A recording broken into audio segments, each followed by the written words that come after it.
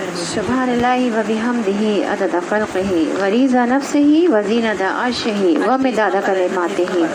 اللہم صلی علی محمد وعلی آل محمد کما صلیت علی ابراہیم وعلی آل ابراہیم انک حمید مجید۔ اللہم بارک علی محمد وعلی آل محمد کما بارکت علی ابراہیم وعلی آل ابراہیم انک حمید مجید۔ اعوذ باللہ من الشیطان الرجیم، بسم اللہ الرحمن الرحیم۔ رب اشرح لی صدری ویسر لی امری واحلل عقدۃ من لسانی یفقہوا قولی۔ رب زدنی علما، اللہم فقہنا فی الدین، آمین یا رب العالمین۔ السلام علیکم ورحمۃ اللہ وبرکاتہ۔ سلسلہ ہے فہم القرآن کا اور مہینہ ہے ماہ رمضان مبارک کا۔ آغاز کرتے ہیں پارہ نمبر 23 سے ومالی، اور صورت ہے سورہ یاسین، آیت نمبر 22 سے۔ اعوذ باللہ من الشیطان الرجیم، بسم اللہ الرحمن الرحیم۔ وما لی لا اعبد الذی فطرنی والیہ ترجعون ااتخذ من دونہ آلہۃ ان یردنی الرحمن بضر لا تغنی عنی شفاعتہم شیئا ولا ینقذون۔ پناہ میں آتی ہوں میں اللہ کی شیطان مردود سے۔ شروع اللہ کے نام سے جو بڑا مہربان نہایت رحم والا ہے۔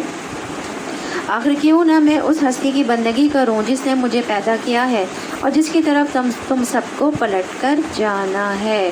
یعنی یہ اس شخص کا قول ہے جس نے پیغمبروں کی بات مانی تھی اور دوسروں کو بھی ماننے کے لیے کہا تھا، اور اب وہ سمجھا رہا ہے اپنی قوم کے لوگوں کو کہ ایک اللہ کی عبادت کرو، اور میں خود بھی اس کی عبادت کرنا چاہتا ہوں۔ یعنی میرے لیے اس ہستی کی عبادت کرنے سے جو عبادت کی واقعی مستحق ہے کون سی چیز مانے ہے، کیونکہ اسی نے مجھے وجود بخشا ہے، اسی نے مجھے پیدا کیا ہے، اسی نے مجھے رزق دیا ہے، اور ساری مخلوق کو واپس بھی اسی کی طرف جانا ہے۔ پھر وہ انہیں ان کے اعمال کی جزا اور دے گا۔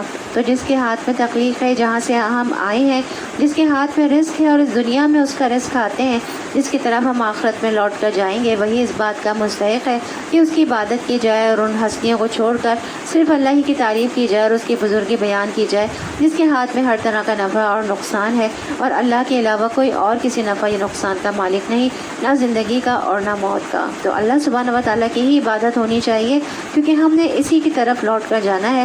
اور کس دن جانا ہے؟ قیامت کے دن، جس اللہ تعالیٰ پچھلوں اور پہلوں سب کو ایک مقررہ دن میں جمع کرے گا۔ 40 سال کے قیام کے برابر ان کی نگاہیں اٹھی ہوئی ہوں گی اور وہ فیصلہ اور حکم ہونے کے منتظر ہوں گے، جیسا کہ نبی کریم صلی اللہ علیہ وسلم نے فرمایا، اللہ عز و جل بادلوں کے سائے میں عرش سے کرسی کی طرف نزول فرمائے گا۔ پھر ایک پکارنے والا پکارے گا، اے لوگو، کیا تم اپنے اس رب سے راضی اور خوش نہیں ہو جس نے تمہیں پیدا کیا، جس نے تمہیں روزی دی اور تمہیں یہ حکم دیا کہ اسی کی عبادت کرو اور اس کے ساتھ کسی چیز کو شریک نہ کرو، اور یہ کہ اس نے تم سے ہر انسان کو پھیر دیا جس کی تم دنیا میں عبادت کرتے تھے، ہر وہ چیز اب غائب ہو گئی، کیا یہ تمہارے رب کی طرف سے عدل و انصاف نہیں؟ وہ کہیں گے کہ ہاں، بس ہر قوم اس کی طرف چل دے گی جس کی وہ دنیا میں عبادت کرتے تھے، اور دنیا میں جن سے محبت کرتے تھے وہ چلیں گے، اور ان کے لیے ان چیزوں کی تشبیہ پیدا کر دی جائے گی جن کی وہ عبادت کیا کرتے تھے۔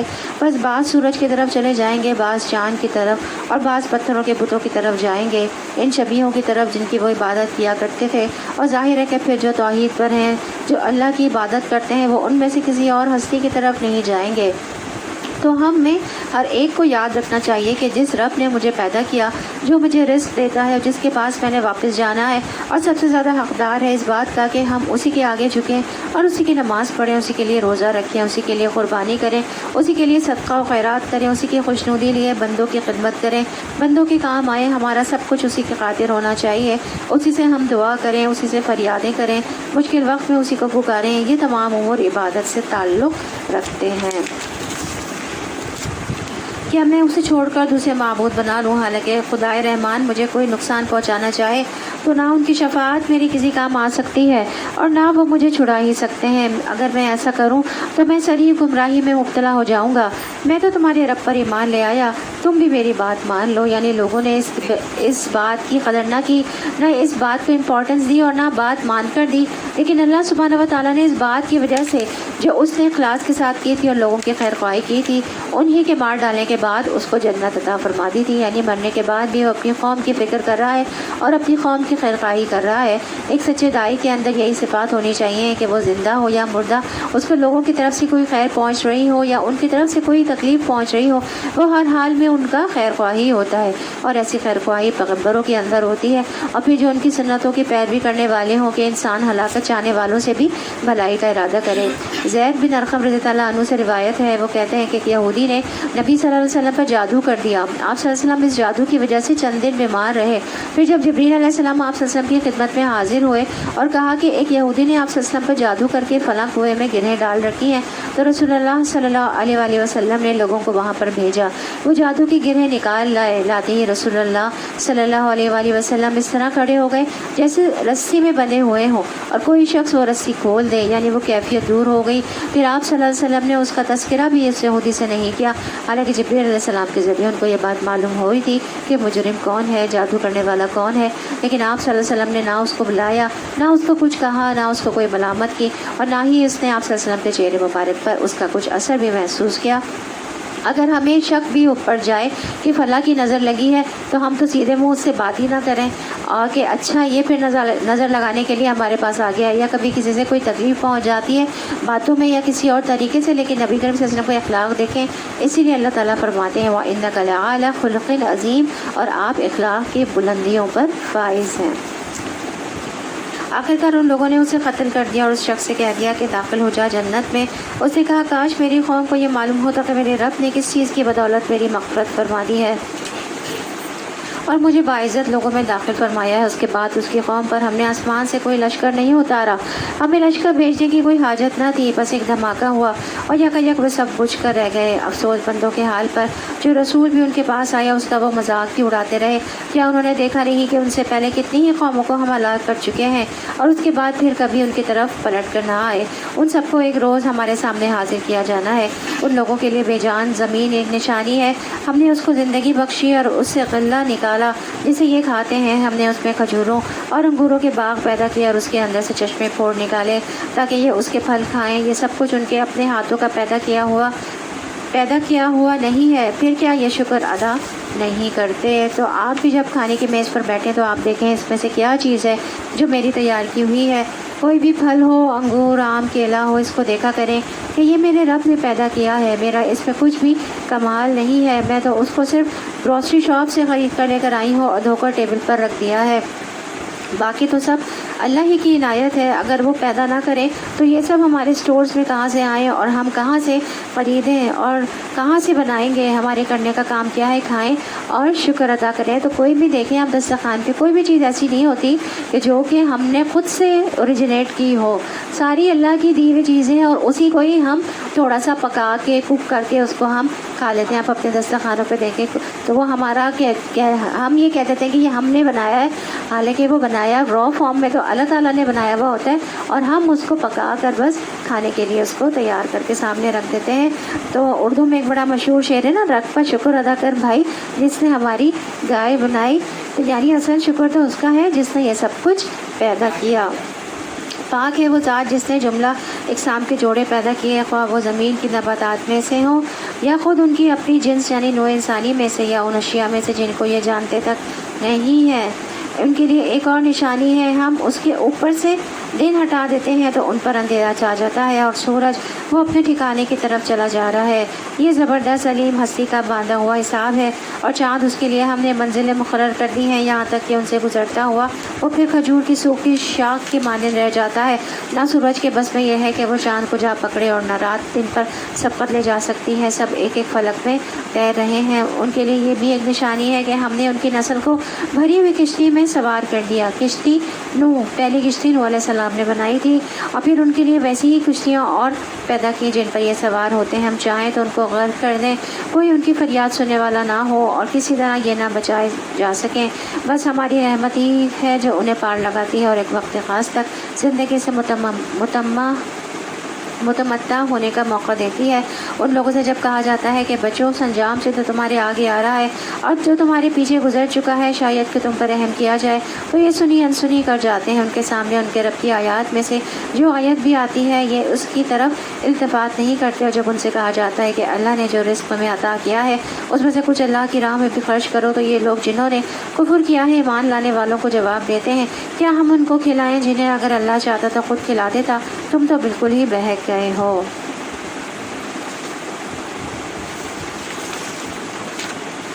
یعنی عجیب لاجک ہے کہ اللہ نے ایک نظام رکھا ہے کہ کچھ بندوں کو زیادہ دیا اور کچھ کو کم، اور جن کو کم دیا ان کا کچھ حصہ دوسروں کے پاس رکھ دیا تاکہ وہ ان پر خرچ کریں، لیکن وہ ساری نعمت پا کر بخل کرتے ہیں اور پھر طرح طرح کی باتیں بناتے ہیں کہ اللہ تعالیٰ خود ان کو کیوں نہیں دے دیتا۔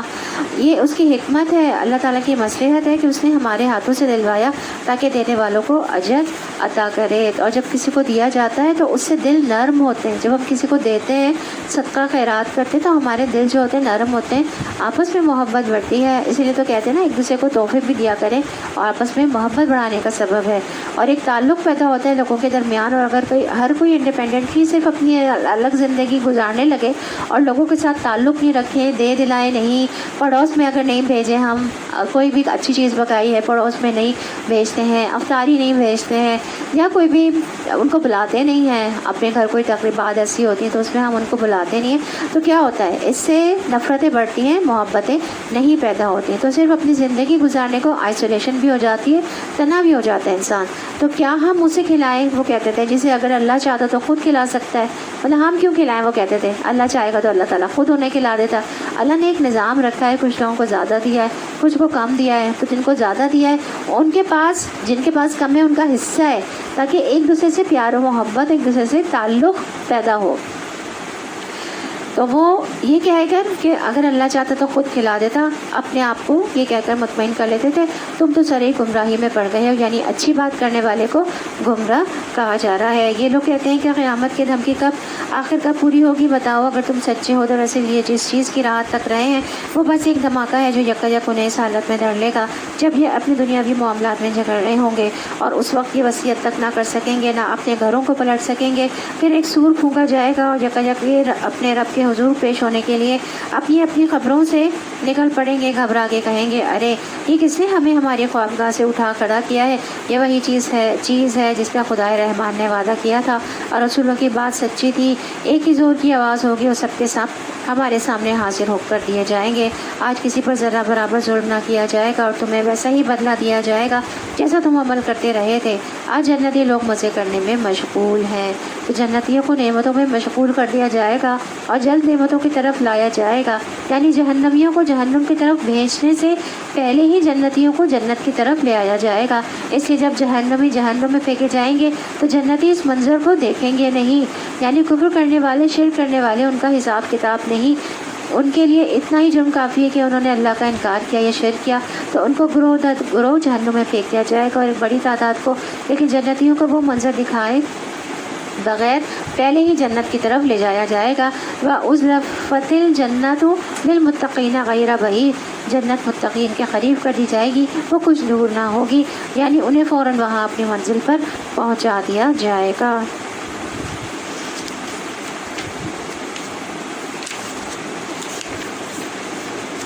نبی کریم صلی اللہ علیہ وسلم نے فرمایا بے شک اللہ عز و جل قیامت والے دن جنت کو بلائیں گے، وہ زینت و سجاوٹ، نمائش اور آرائش کے ساتھ آئے گی۔ پھر اللہ تعالیٰ اعلان کریں گے میرے وہ بندے کہاں ہیں جنہوں نے میرے راستے میں قتال کیا اور ان سے قتال کیا گیا، یعنی میرے راستے میں تکالیف دی گئی اور انہوں نے میرے راستے میں جدوجہد کی۔ کہا جائے گا تم جنت میں داخل ہو جاؤ، تو بغیر حساب کتاب کی جنت میں داخل ہو جائیں گے۔ اسی طرح دوسری حدیث سے یہ پتہ چلتا ہے کہ 70,000 لوگ اور ان میں سے ہر ایک کے ساتھ 70,000 بغیر حساب کے جنت میں داخل ہوں گے۔ اللہ ہمیں بھی ان میں شامل کر لے اور ہم سے حساب نہ لے، آمین۔ وہ اور ان کی بیویاں گھریں سائے میں ہیں، مسندوں پر تکیے لگائے ہوئے، ہر قسم کی لذیذ چیزیں کھانے پینے کو ان کے لیے وہاں موجود ہیں، وہ جو کچھ طلب کریں گے ان کے لیے حاضر ہے۔ رب رحیم کی طرف سے ان کو سلام کہا گیا ہے، اور اے مجرمو آج تم چھٹ کر الگ ہو جاؤ، یعنی اہل ایمان سے الگ ہو جاؤ۔ دنیا میں بس ایک دوسرے کے دوست ہو سکتے تھے، رشتہ دار ہو سکتے تھے، خونی تعلق ہو سکتا تھا، نسبی سسرالی تعلق ہو سکتا تھا، لیکن آج ایک ہی تعلق باقی رہا اور وہ ہے دینی تعلق، اللہ کی خاطر جو تعلق ہے کہ جس میں ایک دوسرے کے ساتھ مل کر اللہ کی عبادت کرتے تھے، بس وہی ایک دوسرے کے دوست ہوں گے اور باقی ان سے الگ کر دیے جائیں گے۔ آدم کے بچوں، کیا میں نے تم کو ہدایت نہ کی تھی کہ شیطان کی بندگی نہ کرو، وہ تمہارا کھلا دشمن ہے، اور میری ہی بندگی کرو، یہ سیدھا راستہ ہے۔ اگر اس کے باوجود اس نے تم میں سے ایک گروہ کثیر کو گمراہ کر دیا، کیا تم عقل نہیں رکھتے تھے؟ یہ وہی جہنم ہے جس سے تم کو ڈرایا جاتا رہا ہے۔ جو کفر تم دنیا میں کرتے رہے ہو، اس کی پاداش میں اب اس کا ایندھن بنو۔ آج ہم ان کے منہ بند کیے دیتے ہیں، ان کے ہاتھ ہم سے بولیں گے اور ان کے پاؤں گواہی دیں گے کہ یہ دنیا میں کیا کمائی کرتے رہے ہیں۔ رسول اللہ صلی اللہ علیہ وسلم نے فرمایا، قیامت کے دن جب تم لوگ پیش ہوگے تو تمہارے منہ پر مہر لگا دی جائے گی، اور سب سے پہلی جو چیز بولے گی وہ انسان کی ران اور ہتھیلی ہوگی، یعنی انسان کا ہاتھ ہوگا جو بولنا شروع کرے گا کہ اس نے مجھ سے کیا کیا کام کیا جو اللہ کی نافرمانی کے تھے۔ قیامت کے دن باقی اعضاء بھی انسان کے خلاف بولیں گے جس عضو سے انسان نے اللہ کی نافرمانی کا کام کیا ہوگا۔ قیامت کے دن ایک شخص آئے گا اور کہے گا، اے میرے رب، میں تجھ پر، تیری کتابوں پر، تیرے رسولوں پر ایمان لایا، میں نے نماز پڑھی، اس سے جس قدر ہوگا اپنی نیکی کی تعریف کرے گا کہ میں نے یہ بھی کیا، میں نے یہ نیک کام بھی کیا۔ اللہ تعالیٰ فرمائیں گے، ہم ابھی تیرے خلاف گواہ بھیجتے ہیں۔ پھر اس کے منہ پر مہر لگا دی جائے گی اور اس کی ران، اس کا گوشت، اس کی ہڈیوں سے کہا جائے گا کہ بولو، اور پھر اس کی ران، اس کا گوشت، اس کی ہڈیاں اس کے اعمال کی گواہی دیتے ہوئے بولیں گے۔ یعنی انسان اپنے منہ سے تو اپنے نیک اعمال کا دنیا میں بڑا ذکر کرتا رہتا ہے، لیکن قیامت کے دن وہ زیادہ دیر جھوٹ نہیں بول سکے گا۔ جو اس کے عمل ہوں گے وہ ویسے ہی سامنے آ جائیں گے، اور جن کو وہ اپنی نیکی بتا رہا ہوگا اور وہ نیکی نہیں دراصل بدنیتی سے کوئی اور غلط کام کیے ہوئے تھے، تو وہ بھی کھل کر سامنے آ جائیں گے اور اعضاء بول پڑیں گے۔ اور اس وقت آپ دیکھیں گے انسان کو کس قدر شرمندگی ہوگی۔ کبھی آپ نے یہ تجربہ کیا ہوگا کہ آپ اپنے کسی دوست سے، کسی مہمان سے کوئی بات کر رہے ہیں اور اپنا کوئی ایکسپیرینس شیئر کر رہے ہیں، کہیں سفر پر گئے ہیں، کوئی چیز دیکھی، اتنے میں آپ کا بچہ بول پڑتا ہے کہ نہیں ماما ایسے تو نہیں تھا۔ ہوتا ہے نا، بچے آپ کے بیچ میں بول دیتے ہیں ہاں کہ ایسا تو نہیں تھا۔ بچے ہمیشہ دیکھیں سچ بولتے ہیں، تو ایسے تھا، تو اس وقت کس قدر شرمندگی ہوتی ہے کہ چاہے ہم بھول کر ہی ایسی کوئی بات کر رہے ہوں یا بچہ ہی غلط کہہ رہا ہو، ماں باپ کو ویسے ہی غلط کہے، لیکن وہ وقت انتہائی شرمندگی کا وقت ہو جاتا ہے کہ جب ایک انسان ایک بات کہہ رہا ہے اور بڑے یقین کے ساتھ دوسرا اس کو جھٹلا رہا ہو۔ تو یہاں تو یہ ہے کہ دوسرا نہیں ہے، خود انسان کا اپنا وجود ہے، تو سوچیں کہ کس قدر شرمندگی کی بات ہوگی۔ ہم چاہیں تو ان کی آنکھیں موند دیں، پھر یہ راستے کی طرف لپک دیکھیں، کہاں سے انہیں راستہ سجائی دے گا۔ یعنی دنیا میں اگر ہم ایک نعمت بھی لے لیں تو ان کی زندگی دو بھر ہو جائے، جو لوگ پہلے دیکھتے ہیں اور پھر وہ نہیں دیکھ پاتے۔ اور اگر آپ اس کا ایکسپیرینس کرنا چاہیں تو آپ کسی وقت اپنے ہی گھر میں، اپنے ہی بیڈ روم میں، اپنے ہی واش روم میں آنکھیں بند کر کے ذرا کوئی کام کرنے کی کوشش تو کریں، اپنے کچن میں تھوڑی دیر کے لیے آنکھیں بند کریں، تو اس وقت قدر آئے گی کہ آنکھیں ہماری کتنی بڑی نعمت ہے۔ اور دن میں باقی اعضاء پھر بھی آرام کرتے ہیں، لیکن ہم سارا دن ان آنکھوں کو سے دیکھتے ہیں، سارا دن چائے پڑھ رہے ہوں، کچھ بھی کر رہے ہوں، ہم ہر کام دیکھ کر رہے ہوتے ہیں نا، آنکھیں بند کر کے تو ہم کوئی بھی کام نہیں کر سکتے ہیں۔ تو جب تک ہم جاگتے ہیں ہماری آنکھیں مسلسل کام کر رہی ہوتی ہیں، لمحوں کے لیے جھپکتے ہیں، لیکن پھر دیکھنے لگتے ہیں کیونکہ ہم برداشت ہی نہیں کر پاتے کہ ہم جاگ رہے ہوں اور ہماری آنکھیں بند ہو۔ اللہ تعالیٰ کے لیے ان کو عذاب دینا اور ان کی نافرمانیوں پر، ان کی سرکشیوں پر ان کو پکڑنا کچھ مشکل کام نہیں ہے۔ ہم چاہیں تو انہیں ان کی جگہ ہی پر اس طرح مسخ کر کے رکھ دیں کہ یہ نہ آگے چل سکے نہ پیچھے پلٹ سکیں۔ جس شخص کو ہم لمبی عمر دیتے ہیں اس کی ساخت کو ہم الٹ بھی دیتے ہیں۔ کیا یہ حالات دیکھ کر انہیں عقل نہیں آئی؟ ہم سب کے سامنے کتنے ہی بزرگ ایسے ہو سکتے ہیں جن کو ہم اپنے سامنے اپنے والدین کو یا اپنے ساس سسر کو، نانا نانی کو، ان کی کسی جوانی یا نیم جوانی کی حالت میں بھی دیکھا اور ان کو ایکٹیو دیکھا اور ان کو بھاگتے دوڑتے دنیا کے کام کرتے کراتے، اور پھر کس طرح ان کو بیماریوں نے آ گھیرا، ان کا حافظہ چلا گیا، کوئی الزائمر کا ڈیزیز ہو گئی کسی کو، کوئی ڈیمینشیا کا مرض ہو گیا، کوئی اپنی یادداشت کو بیٹھا۔ تو سارے منظر سبق سیکھنے کے ہیں کہ ان میں اپنا فیوچر دیکھیں، کہ اللہ سے دعا کریں اللہ تعالیٰ ہمیں ان تمام آزمائشوں سے بچا کے رکھے۔ تو اللہ تعالیٰ فرماتے ہیں کہ ان سے مقصود کیا ہے کہ نافرمانیاں کیوں کر رہے ہو، اللہ کو ناراض کیوں کر رہے ہو، اللہ کی نعمتوں پر شکر کیوں نہیں ادا کرتے ہو، ان اعضاء سے، اس زندگی سے اللہ کی عبادت کا کام کیوں نہیں لیتے؟ کیا تم اس بات کے انتظار میں ہو کہ تمہاری اس طرح پکڑ ہو جائے؟ ہم نے اس نبی صلی اللہ علیہ وسلم کو شعر نہیں سکھایا ہے اور نہ شاعری اس کو زیب بھی دیتی ہے۔ یہ تو ایک نصیحت ہے اور صاف پڑھی جانے والی کتاب، تاکہ وہ ہر اس شخص کو خبردار کرے جو زندہ ہو اور انکار کرنے والوں پر حجت قائم ہو جائے۔ زندہ سے مراد دل کا زندہ ہونا، ایسا دل قرآن پر غور و فکر کرتا ہے کیا یہ لوگ دیکھتے نہیں ہیں کہ ہم نے اپنے ہاتھوں کی بنائی ہوئی چیزوں میں سے ان کے لیے مویشی پیدا کیے ہیں اور اب یہ ان کے مالک ہیں. ہم نے انہیں اس طرح ان کے بس میں کر دیا ہے کہ اس میں سے کسی پر یہ سوار ہوتے ہیں, کسی کا یہ گوشت کھاتے ہیں اور ان کے اندر ان کے لیے طرح طرح کے فوائد اور مشروبات ہیں. پھر کیا یہ شکر گزار نہیں ہوتے؟ یہ سب کچھ ہوتے ہوئے انہوں نے اللہ کے سوا دوسرے خدا بنا لیے ہیں اور یہ امید رکھتے ہیں کہ ان کی مدد کی جائے گی. وہ ان کی کوئی مدد نہیں کر سکتے, بلکہ یہ لوگ الٹے ان کے لیے حاضر باش لشکر بنے ہوئے ہیں. اچھا, جو باتیں یہ بنا رہے ہیں وہ تمہیں رنجیدہ نہ کریں, ان کی چھپی یا کھلی سب باتوں کو ہم جانتے ہیں. کیا انسان دیکھتا نہیں ہے کہ ہم نے اسے نطفے سے پیدا کیا اور پھر وہ صحیح جھگڑالو بن کر کھڑا ہو گیا. اب وہ ہم پر مثالیں چسپاں کرتا ہے اور اپنی پیدائش کو بھول جاتا ہے. کہتا ہے کہ کون ان ہڈیوں کو زندہ کرے گا جبکہ یہ بوسیدہ ہو چکی ہوں گی. اس سے کہو نہیں, وہی زندہ کرے گا جس نے انہیں پہلے پیدا کیا تھا, اور وہ تخلیق کا ہر کام جانتا ہے. وہی جس نے تمہارے لیے ہرے بھرے درخت سے آگ پیدا کر دی اور تم اس سے اپنے چولہے روشن کرتے ہو. کیا وہ جس نے آسمان اور زمین کو پیدا کیا اس پر قادر نہیں ہے ان جیسوں کو پیدا کر سکے؟ کیوں نہیں, جبکہ وہ ماہر خلاق ہے. وہ تو جب کسی چیز کا ارادہ کرتا ہے تو اس کام کا بس یہ ہے کہ اسے حکم دے کے ہو جاتا ہے اور وہ ہو جاتی ہے. انما امرہ اذا اراد شیئا ان یقول له کن فیکون, کہ وہ جب وہ حکم دے کہ ہو جا اور وہ ہو جاتی ہے. پاک ہے وہ جس کے ہاتھ میں ہر چیز کا مکمل اقتدار ہے اور اسی کی طرف تم پلٹائے جاؤ گے. ان اللہ علی کل شیء قدیر, کہ اللہ تعالیٰ ہر چیز پر قدرت رکھتا ہے. تو یہاں پہ ہماری سورہ یاسین جو ہے وہ الحمدللہ مکمل ہوئی. اب ہم تھوڑا سا یہ دیکھ لیتے ہیں. آج ہم نے دعا یاد کرنی ہے, سجدے کی دعا آج یاد کریں گے انشاءاللہ. کس کس کو یاد ہے سجدے میں جو دعا پڑھتے ہیں سبحان ربی الاعلیٰ, یہ تو تسبیح ہے, اس کے علاوہ دعا بھی پڑھی جاتی ہے, وہ کس کس کو یاد ہے؟ یہ والی کتاب میں ہے, اس والی کتاب میں ہے, یہ والی کتاب نکالیے, ایاک نستعین میں ہے, پیج نمبر 55. اب وہ تو چھوٹی ہے نا, اس میں آپ یہ دیکھیں یہ موجود ہوگی. گناہوں کی بخشش کے لیے جو دعائیں ہیں نا اس میں ہے یہ دعا. ہاں, سجدے میں پڑھنے کی یہ دعا نمبر 25 ہے. یہ پڑھ لیں, یہ لے لیں, یہ اس میں سے دیکھنا. یہ تو آپ دونوں دیکھ لیں ایک ساتھ نا, آپ وہیں بیٹھ جائیں. آپ کے پاس نہیں ہے, اس میں نہیں ہے نا, اس میں نہیں ہے, آپ وہاں بیٹھ جائیں. ہے آپ کے پاس ایاک نستعین ہے, اس میں ہے 25 نمبر ہے گناہوں کی بخشش اور استغفارات میں نا, اس میں دیکھیں. یا ادھر بیٹھنا تو بیٹھ جائیں, دیکھ کے پڑھ لینا, یاد کر رہے ہیں. ہاں, اللہم اغفر لی ذنبی کلہ دقہ وجلہ, آگے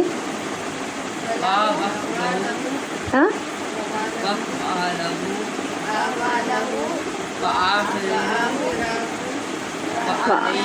وعلانیتہ سرا. پڑھیں ذرا.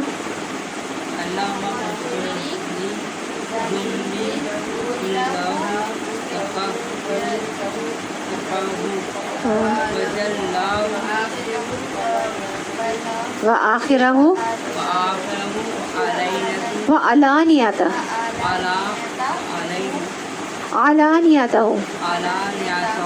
وسرہ. اللہم اغفر لی ذنبی کلہ دقہ وجلہ وعلانیتہ وسرہ. اللہم اغفر لی ذنبی کلہ دقہ وجلہ واولہ وآخرہ وعلانیتہ وسرہ. پڑھیں میرے ساتھ ساتھ, جلدی جلدی پڑھیں. اللہم اغفر لی ذنبی کلہ دقہ وجلہ واولہ وآخرہ وعلانیتہ وسرہ. اب اللہم اغفر لی کا مطلب ہے اللہ بخش دے میرے لیے ذنبی, میرے گناہوں کو. پیچھے لکھا ہے اس کا ترجمہ پیچھے لکھا ہوا ہے, دیکھیں. اللہم اغفر لی ذنبی, اے اللہ میرے لیے میرے گناہ بخش دے. آگے پڑھیں کیا ہے,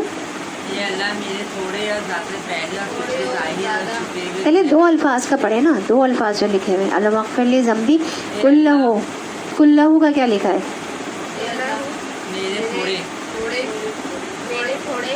اور زیادہ اور پہلے اور اولہ و آخرہ کا مطلب ہے پہلے اور پچھلے. ٹھیک ہے. ہاں اور ظاہری ہاں اور چھپے ہوئے سب. وعلانیہ اور ظاہری وسرہ چھپے ہوئے. اس طرح سے یاد کریں. اے اللہ میرے گناہ بخش دے، تھوڑے ہوں یا زیادہ ہوں، چھپے ہوئے ہوں یا ظاہر ہو، اور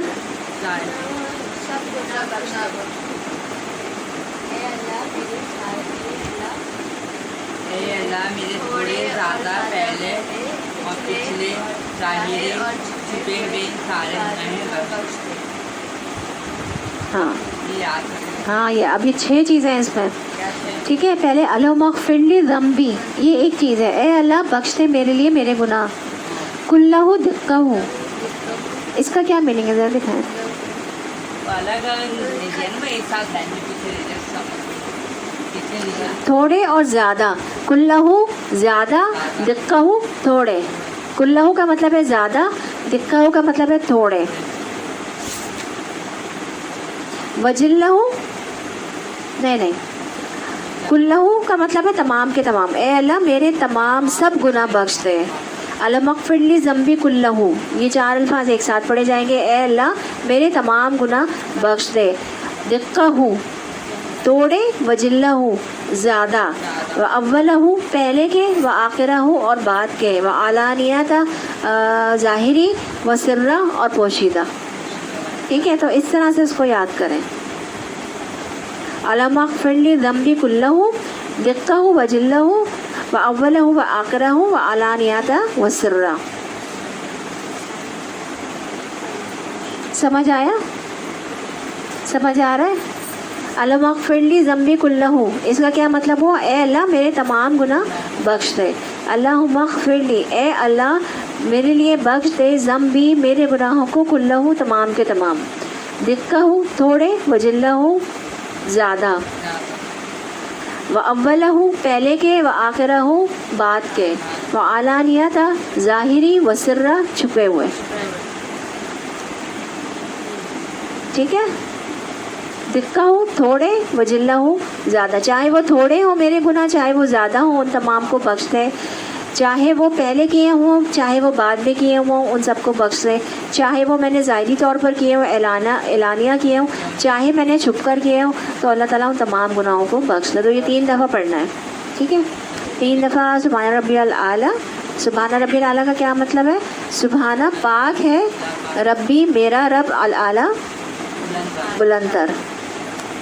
پاک ہے میرا رب بلندر. سبحانہ ربی الاعلیٰ، پاک ہے میرا رب بلندر. اعلیٰ کا مطلب ہے بلندر.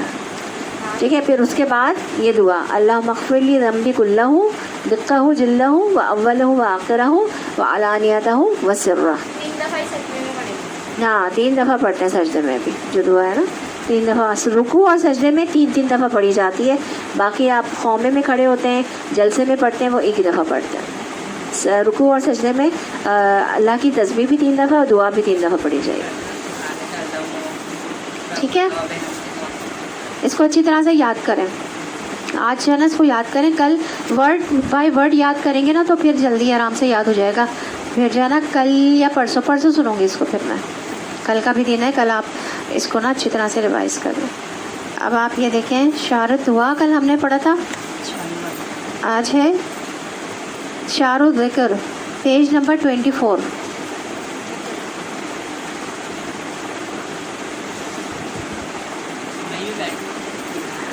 بندہ مومن اللہ کے ذکر سے کبھی غافل نہیں ہوتا. وہ ہر موقع پر اپنے رب کو یاد کرتا ہے. خاص طور پر رمضان میں جب وہ روزے سے ہوتا ہے تو اس کا دل اللہ کی طرف زیادہ مائل رہتا ہے. لہٰذا اٹھتے بیٹھتے اور لیٹتے ہر حال میں شعوری طور پر اللہ کو یاد کرنا چاہیے. قرآن مجید میں عقل والوں کے بارے میں اللہ تعالیٰ فرماتے ہیں الذین یذکرون اللہ قیاما وقعودا وعلی جنوبہم. سورہ آل عمران کی آیت نمبر 191 ہے. جو اٹھتے بیٹھتے لیٹتے ہر حال میں اللہ تعالیٰ کو یاد کرتے ہیں. نبی اکرم صلی اللہ علیہ وآلہ وسلم ہر حال میں اللہ تعالیٰ کا ذکر کرتے تھے اور دوسروں کو بھی اس کی تاکید کرتے. حضرت عبداللہ بن بصر رضی اللہ عنہ سے روایت ہے کہ سنن ترمذی کی روایت ہے، ایک شخص نے عرض کیا، یا رسول اللہ صلی اللہ علیہ وسلم، اسلام کے احکام تو میرے لیے بہت ہیں، بس آپ مجھے ایسی بات بتائیے جس کو میں مضبوطی سے پکڑ لوں۔ تو آپ صلی اللہ علیہ وسلم نے فرمایا، تیری زبان ہمیشہ اللہ کے ذکر سے تر رہے۔ اسی طرح حضرت ابو ہریرہ رضی اللہ عنہ سے روایت ہے کہ رسول اللہ صلی اللہ علیہ وسلم نے فرمایا، جس نے ایک دن میں 100 مرتبہ یہ کہا، لا الہ الا اللہ وحدہ لا شریک لہ لہ الملک و لہ الحمد وہو علی کل شیء قدیر، تو اس کو 10 غلام آزاد کرنے کا ثواب ملے گا، اور اس کے لیے 100 نیکیاں لکھی جائیں گی، اور اس کی 100 برائیاں معاف ہو جائیں گی، اور اس دن شام تک وہ شیطان کے شر سے محفوظ رہے گا، اور روز قیامت اس سے افضل عمل کوئی نہ لائے گا مگر وہ شخص جس نے اس سے زیادہ بار یہی کہا ہوگا۔ اور جس نے دن میں 100 مرتبہ کہا سبحان اللہ و بحمدہ، تو اس کی خطائیں معاف کر دی جائیں گی، خواہ وہ سمندر کی جھاگ کے برابر ہی کیوں نہ ہو۔ تو کرنے کے کام کیا ہیں؟ رمضان کے روز و شب میں ہر وقت اپنی زبان کو اللہ کی یاد سے ہم نے تر رکھنا ہے۔ صبح شام اور نماز کے بعد کے اذکار کی پابندی کرنی ہے۔ اس کے لیے کتاب ویا کے نستعین میں سارے اذکار جو ہے وہ موجود ہیں، ان کو پابندی کے ساتھ ان کو پڑھنا ہے۔ ابھی پڑھنا شروع کر دیں تو انشاءاللہ رمضان میں ہماری اس کی عادت بن جائے گی، تو پھر رمضان کے بعد بھی جو ہے وہ ہم اس کی ریگولر پڑھائی کر سکیں گے۔ گھر کے کاموں کے دوران خصوصاً کھانا بناتے وقت بھی اذکار کا ورد جاری رکھیں۔ پیدل چلتے ہوئے گاڑی میں بھی ذکر الہی کرتے رہیں۔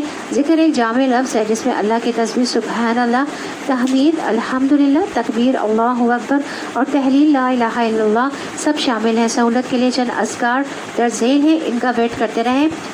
سبحان اللہ و بحمدہ 100 بار اللہ پاک ہے اور اسی کی تعریف ہے۔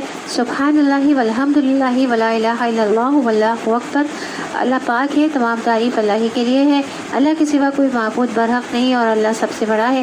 سبحان اللہ وبحمدہ عدد خلقہ ورضا نفسہ وزینۃ عرشہ ومداد کلماتہ، پاک ہے اللہ اور اسی کی تعریف ہے، اس کی مخلوق کی تعداد کے برابر، اس کی ذات کی رضا کے برابر، اس کے عرش کے وزن اور اس کے کلمات کی سیاہی کے برابر۔ درود شریف بھی پڑھا جا سکتا ہے، اللہم صلی علی محمد و علی آل محمد، اے اللہ محمد صلی اللہ علیہ وسلم اور آل محمد صلی اللہ علیہ وسلم پر رحمت نازل فرما۔ آیت کریمہ لا الہ الا انت سبحانک انی کنت من الظالمین، تیرے سوا کوئی معبود نہیں، پاک ہے تو، بے شک میں ہی ظالموں میں سے ہوں۔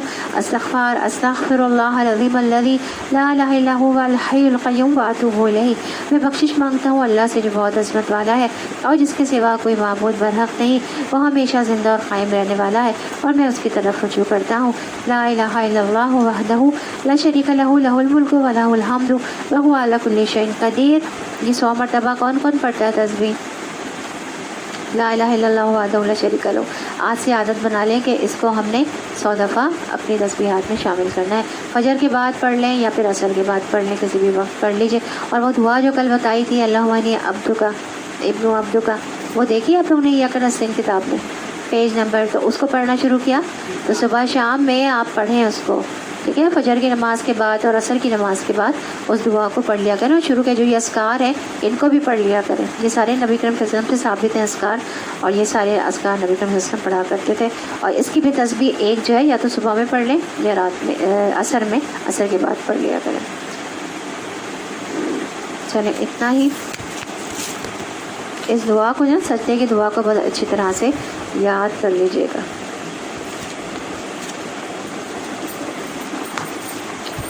اب شروع ہوتی ہے سورہ صافات۔ بسم اللہ الرحمن الرحیم، والصافات صفا فالزاجرات زجرا فالتالیات ذکرا ان الہکم لواحد رب السماوات والارض وما بینہما ورب المشارق۔ شروع کرتی ہوں اللہ کے نام سے جو بڑا مہربان نہایت رحم والا ہے۔ قطار در قطار سب ماننے والوں کی قسم، پھر ان کی قسم جو ڈانٹنے پھٹکارنے والے ہیں، پھر ان کی قسم جو کلام نصیحت سنانے والے ہیں۔ تمہارا معبود حقیقی بس ایک ہی ہے، وہ جو زمین و آسمان کا اور تمام ان چیزوں کا مالک ہے، جو زمین و آسمان میں ہے اور سارے مشرقوں کا مالک ہے۔ تو سب بستہ ہیں، قطار در قطار سب ماننے والوں کی قسم، سب بستہ ہے، یعنی نماز کی صفوں کی طرح فرشتوں کی بھی صفیں ہیں۔ فرشتے آسمان میں ایسے ہی صفیں بناتے ہیں جیسے دنیا میں لوگ نماز کے لیے صفیں بناتے ہیں۔ اور کہا گیا ہے کہ جب وہ ہوا میں کھڑے ہوتے ہیں تو اپنے پروں سے قطار بناتے ہیں، یہاں تک کہ اللہ جو چاہتا ہے انہیں حکم دیتا ہے۔ जाबिर बिन समरा रज़ियल्लाहु अन्हु से रिवायत है कि वो कहते हैं रसूलुल्लाह सल्लल्लाहु अलैहि वसल्लम ने फरमाया, क्या तुम इस तरह सफ़े नहीं बनाते जिस तरह फरिश्ते अपने रब अज़्ज़वजल के पास बनाते हैं? हमें पूछा फरिश्ते अपने रब के पास किस तरह सफ़े बनाते हैं?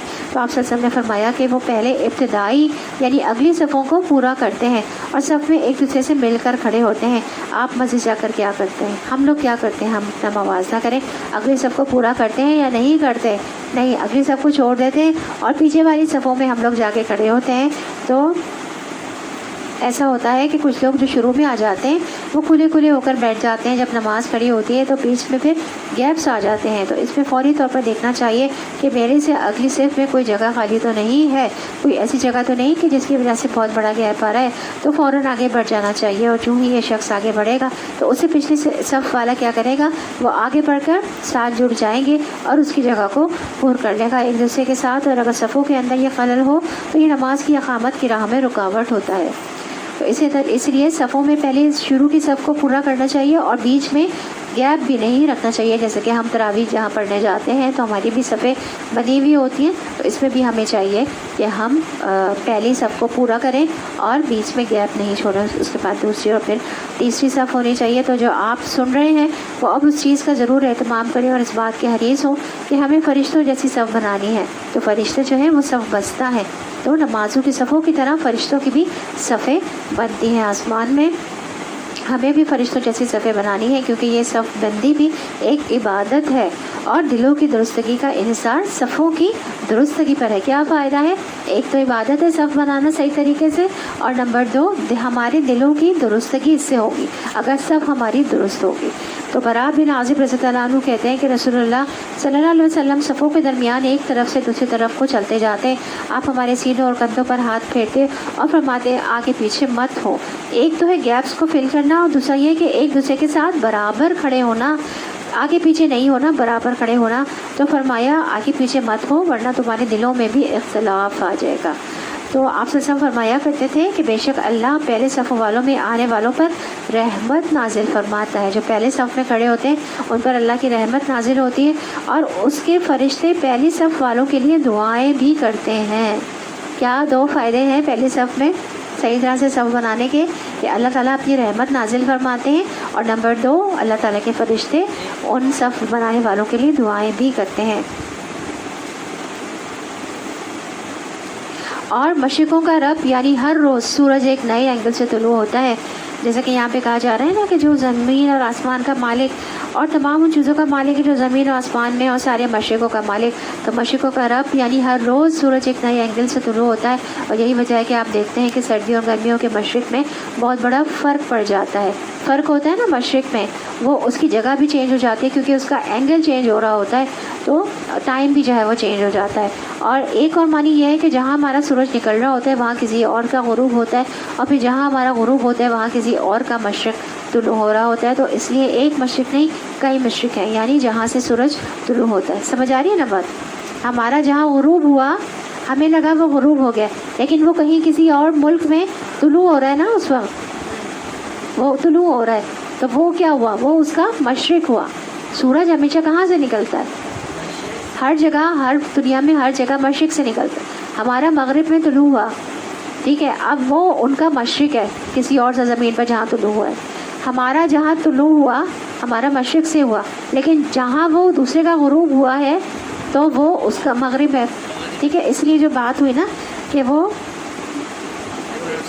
हाँ सारे मशरिक़ों का मालिक है, तो इसीलिए कहा गया है कि मशरिक़ों कहा गया है कि 2 मशरिक़ इस तरह से भी हैं और कई मशरिक़ इस तरह से भी हो सकते हैं कि एक एंगल से एक तरफ निकलता है, फिर जैसे जैसे मौसम तब्दील होते हैं सूरज के एंगल जो है ना वो चेंज होते चले जाते हैं। निकलता मशरिक़ से ही है लेकिन उसके एक एंगल जो है ना एंगल वो चेंज होते चले जाते हैं, कभी किसी डिग्री पे निकलता है कभी किसी डिग्री पे निकल रहा हो। तो इससे ये मुराद है कि मशरिक़ों का मालिक है। हमने आसमानी दुनिया को तारों की ज़ीनत से आरास्ता किया है और हर शैतान सरकश से उसको महफूज कर दिया है। शैतान मलाल आला की बातें नहीं सुन सकते, हर तरफ से मारे और हाँके जाते हैं और उनके लिए पहम अज़ाब है। ताहम अगर कोई उनसे कुछ ले उड़े तो ایک تیز شعلہ اس کا پیچھا کرتا ہے، تاہم اگر کوئی شیطان کوئی بات لے اڑے تو ایک تیز شعلہ اس کا تعاقب کرتا رہتا ہے۔ شہاب ثاقب اس کو کہا جاتا ہے۔ عبداللہ بن عباس رضی اللہ عنہ سے مروی ہے کہ وہ کہتے ہیں مجھے نبی کریم صلی اللہ علیہ وسلم کے صحابہ میں سے ایک انصاری صحابی نے خبر دی کہ وہ ایک رات رسول اللہ صلی اللہ علیہ وسلم کے ساتھ بیٹھے ہوئے تھے کہ ایک ستارہ پھینکا گیا اور روشنی پھیل گئی، یعنی اوپر سے ایک شعلہ آیا۔ تو رسول اللہ صلی اللہ علیہ وسلم نے صحابہ سے فرمایا تم جاہلیت میں کیا کہا کرتے تھے کہ جب کوئی ستارہ اس طرح پھینکا جاتا تھا؟ انہوں نے عرض کیا اللہ اور اس کا رسول ہی بہتر جانتے، یعنی اپنی پچھلی بات نہیں دہرائی۔ پھر کہا ہم کہا کرتے تھے کہ اس رات کوئی بڑا آدمی پیدا ہوا ہے اور کوئی بڑا آدمی مر گیا ہے۔ تو رسول اللہ صلی اللہ علیہ وسلم نے فرمایا ان ستاروں کو کسی کی موت یا کسی کی حیات کی وجہ سے نہیں پھینکا جاتا، بلکہ جب جنات آسمان سے اللہ کے کسی فیصلے کی بات کو اچک لیتے ہیں اور اسے اپنے دوستوں یعنی کہانوں کے کانوں میں ڈال دیتے ہیں تو وہ ستاروں سے مارے جاتے ہیں، یعنی ان کے پیچھے یہ شہاب ثاقب آتے ہیں اور ان کا تعلق کسی کی زندگی اور موت سے نہیں ہوتا۔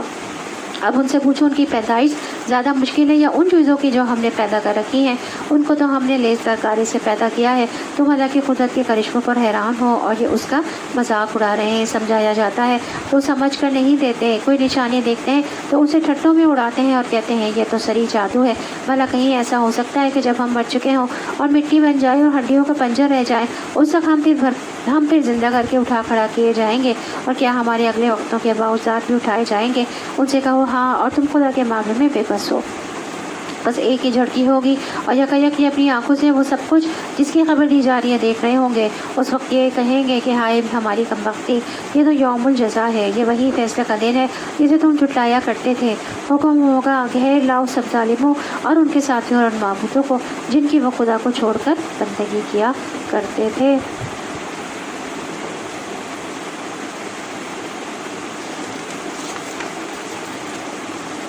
یعنی قیامت کے دن ایک جیسے عمل کرنے والوں کو ایک جگہ ایک ساتھ اکٹھا کر دیا جائے گا، یعنی محشر میں حساب اور بدلے کے لیے جمع کیا جائے گا۔ تو یہاں یہ نہیں کہا کہ جمع کیا جائے گا ان کو اور ان کے ساتھیوں کو بھی، یعنی جو ایک جیسے کام کرنے والے ہیں ان سب کو، جن کے عمل ایک جیسے تھے، شراب پینے والے شرابیوں کے ساتھ، زنا کرنے والے زانیوں کے ساتھ، شرک کرنے والے مشرکین کے ساتھ، جادوگر جادوگروں کے ساتھ، متکبرین فرعون کے ساتھ، نماز نہ پڑھنے والے فرعون اور حامان اور قارون کے ساتھ۔ تو یہ ساری چیزیں ہمیں قرآن اور سنت سے پتہ چلتی ہیں کہ کس طرح لوگ اپنے ہی جیسے لائک مائنڈڈ لوگوں کے ساتھ اٹھائے جائیں گے، اور جو ہے وہ جو جس طرح سے بھی نیک لوگ اور متقی لوگ جو ہے ایک جگہ ہو جائیں گے، اور باقی جو دوسرے لوگ ہوں گے وہ اپنے لحاظ سے اٹھائے جائیں گے اور ایک ساتھ جمع کیے جائیں گے۔ تو اس لیے ہمیں دیکھنا چاہیے کہ ہم لوگوں کے ساتھ مل کر کون سا ایسا کام کر رہے ہیں، ہم کون سا ایسا کام کر رہے ہیں۔ کوئی برا ایسا کام تو نہیں کر رہے تو پھر ہم انہی کے ساتھ اٹھائے جائیں گے۔ ہم غیبت تو نہیں کر رہے تو ہم غیبت کرنے والوں کے ساتھ اٹھائے جائیں گے۔ ہم کوئی اور کام ایسا غلط کام کر رہے ہیں تو پھر ہم انہی غلط کام کرنے والوں کے ساتھ اٹھائیں گے۔ اگر ہم متقین کے ساتھ محفل میں بیٹھے ہیں اور اللہ کی مجالس میں ہم شرکت کرتے ہیں اور متقی تو پھر متقین کے ساتھ ہی ہماری بیٹھک ہوگی، ہم انہی کے ساتھ کھڑے کیے جائیں گے اور انہی کے ساتھ ہمیں ایک ساتھ جمع کیا جائے گا۔ اور جیسے کہ سورہ یاسین میں ہی آتا ہے کہ مجرموں الگ ہو جاؤ، کیا کہا جاتا ہے؟ مجرموں الگ ہو جاؤ، تو باقی جو متقین ہوں گے وہ ایک ساتھ ہو جائیں گے، الگ ہو جائیں گے۔ پھر ان سب کو جہنم کا راستہ دکھاؤ اور ذرا انہیں ٹھہراؤ، ان سے کچھ پوچھنا ہے کیا ہو گیا تمہیں، اب کیوں ایک دوسرے کی مدد نہیں کرتے؟ ارے آج تو یہ اپنے آپ کو ایک دوسرے کے حوالے کیے دے رہے ہیں، اس کے بعد یہ ایک دوسرے کی طرف مڑیں گے اور باہم تکرار شروع کر دیں گے۔ پیروی کرنے والے اپنے پیشواؤں سے کہیں گے تم ہمارے پاس سیدھے رخ سے آتے تھے، وہ جواب دیں گے نہیں، بلکہ تم خود ایمان لانے والے نہ تھے، ہمارا تم پر کوئی زور نہ تھا، تم خود ہی سرکش لوگ تھے۔ آخرکار ہم اپنے رب کے اس فرمان کے مستحق ہو گئے کہ ہم عذاب کا مزہ چکھنے والے ہیں، سو ہم نے تم کو بہکایا اور ہم خود بہکے ہوئے تھے۔ اس طرح وہ سب اس روز عذاب میں مشترک ہوں گے۔ ہم مجرموں کے ساتھ یہی کچھ کیا کرتے ہیں۔ یہ وہ لوگ تھے کہ جب ان سے کہا جاتا تھا اللہ کے سوا کوئی معبود برحق نہیں ہے تو یہ گھمنڈ میں آ جاتے تھے اور کہتے تھے کیا ہم ایک شاعر مجنوں کی خاطر اپنے معبودوں کو چھوڑ دیں، حالانکہ وہ حق لے کر آیا تھا اور اس نے رسولوں کی تصدیق کی تھی۔ اب ان سے کہا جائے گا کہ تم لازماً دردناک سزا کا مزہ چکھنے والے ہو اور تمہیں جو بھی بدلہ دیا جا رہا ہے انہیں اعمال کا دیا جا رہا ہے جو تم کرتے رہے ہو، مگر اللہ کے چیتا بندے اس انجام بد سے محفوظ ہوں گے۔ ان کے لیے جانا بجھا رزق ہے، ہر طرح کی لذیذ چیزیں اور نعمتیں بھری جنتیں جن میں وہ عزت کے ساتھ رکھے جائیں گے، یعنی عزت دی جائے گی ان کو۔ اور یہ عزت کس لیے ہے کہ جنہوں نے بھی دنیا میں اللہ کی اطاعت کرتے ہوئے، عبادت کرتے ہوئے اپنی عزتوں کی پرواہ نہیں کی کہ انہیں کون کیا کہتا ہے، کوئی ان کو عزت دے گا یا ان کا مذاق اڑائے گا، بلکہ وہ ہر حال میں اللہ کی عبادت کرتے رہے تو اس کے بدلے میں اللہ تعالیٰ انہیں وہاں عزت بخشے گا۔ تو جنت میں طرح طرح کے کھانے ہوں گے۔ رزق یعنی یہاں رزق کی بات ہے تو رزق معلوم ہوگا۔ عتبہ بن اب سلمہ رضی اللہ عنہ سے روایت ہے، وہ کہتے ہیں رسول اللہ صلی اللہ علیہ وسلم کے ساتھ بیٹھا ہوا تھا، ایک اعرابی آیا تو اس نے کہا اے اللہ کے رسول صلی اللہ علیہ وآلہ وسلم، میں نے آپ کو جنت کے ببول نامی درخت کا تذکرہ کرتے سنا ہے، میرا خیال ہے کہ وہ ہمارے ہاں تو سب سے زیادہ کانٹوں والا درخت ہے، اس میں بہت کانٹے ہوتے ہیں۔ تو رسول اللہ صلی اللہ علیہ وآلہ وسلم نے فرمایا جنت میں اس درخت کے ہر کانٹے کے بدلے خصمی بکرے کے خصیے کی طرح اللہ تعالیٰ ایک چیز پیدا کر دے گا، یعنی ہر کانٹے کی جگہ کوئی چیز پیدا کر دے گا، اور اس کے اندر 70 رنگ کے کھانے ہوں گے اور 70 کلرز کے، اور ہر ایک کا رنگ دوسرے سے مختلف ہوگا۔ تو آپ دیکھیے انسان کھاتے وقت رنگ کو کتنا پسند کرتا ہے نا، جس کی وجہ سے بعض اوقات اپنی صحت بھی خراب کر لیتا ہے کہ ہمیں یہ کلر اچھا لگ رہا ہے، ہم کتنے فوڈ کلرز بھی یوز کر رہے ہوتے ہیں، کھانوں میں ڈال رہے ہوتے ہیں، اور تو وہاں بھی جنت کے کھانے بھی رنگ برنگے ہوں گے، اور جن کو دیکھ کر انسان کی بھوک بھی بڑھے گی اور کھانے کے بعد کوئی تکلیف بھی نہیں ہوگی۔ اس طرح جنت میں بڑے بڑے پھل ہوں گے اور جھکے ہوئے ہوں گے، وَذَلِلَتْ قُطُوفُهَا تَذْلِيلًا، یعنی جنتی لوگ جنت کے پھلوں میووں میں سے اٹھتے بیٹھتے لیٹتے ہر وقت جب چاہیں گے کھاتے رہیں گے اور انجوائے کرتے رہیں گے۔ اسی طرح ان کی جو تخلیق ہوگی، جو شکل ہوگی، ان کے بارے میں ابن عباس رضی اللہ عنہ کہتے ہیں جنت کی کھجوروں کے تنے سب زمرد کے ہیں، اور کھجور کی ٹہنیوں کا ابتدائی حصہ سرخ سونے کا ہے، اور اس کی ٹہنیوں کا چھلکا جنتیوں کا لباس ہوگا، اور ان میں کچھ کپڑے چھوٹے اور کچھ بڑے ہوں گے، یعنی ہلے ہوں گے، اور ان کے پھل مٹکوں اور ڈولوں کے برابر ہوں گے۔ وہ دودھ سے زیادہ سفید، شہد سے زیادہ میٹھے، مکھن کے سے زیادہ نرم ہوں گے، اور ان میں گٹلیاں نہیں ہوں گی، یعنی وہ سیڈ لیس ہوں گے۔ یعنی کہ آج تو ہمیں تکلیف ہوتی ہے نا تھوڑی گٹلی نکالنے میں، تھوڑی تکلیف ہوتی ہے نا گٹلی نکالنے میں کہ اچھا یہ گٹلی آ گئی، بیج آ گیا تو اس کو تھوڑی سی ہمیں تکلیف ہوتی ہے کوئی پھل کھانے میں، اگر بیج والا پھل ہوتا ہے تو وہاں پہ کیا ہوگا، گٹلیاں نہیں ہوں گی، سیڈ لیس فروٹس ہوں گے کہ ہمیں بیج نکالنے کی بھی تکلیف نہیں کرنی پڑے گی۔ تختوں پر آمنے سامنے بیٹھیں گے، شراب کے چشموں سے ساغر بھر بھر کر ان کے درمیان پھیرائے جائیں گے۔ یہ چمکتی ہوئی شراب جو پینے والوں کے لیے لذت ہوگی، نہ ان کے جسم کو اس سے کوئی ضرر ہوگا اور نہ ان کی عقل اس سے خراب ہوگی۔ ان کے پاس نگاہیں بچانے والی خوبصورت آنکھوں والی عورتیں ہوں گی، ایسی نازک جیسے انڈے کے چھلکے کے نیچے چھپی ہوئی جھلی۔ پھر وہ ایک دوسرے کی طرف متوجہ ہو کر حالات پوچھیں گے۔ ان میں سے ایک کہے گا دنیا میں میرا ایک ہمنشیں تھا جو مجھ سے کہا کرتا تھا کہ کیا تم بھی تصدیق کرنے والوں میں سے ہو؟ کیا واقعی جب ہم مر چکے ہوں گے اور مٹی ہو جائیں گے اور ہڈیوں کا پنجر بن کر رہ جائیں گے تو ہمیں جزا و سزا دی جائے گی؟ اب یہ دیکھیں یہ سارے لوگ اس طرح کی دنیا کی باتیں کریں گے۔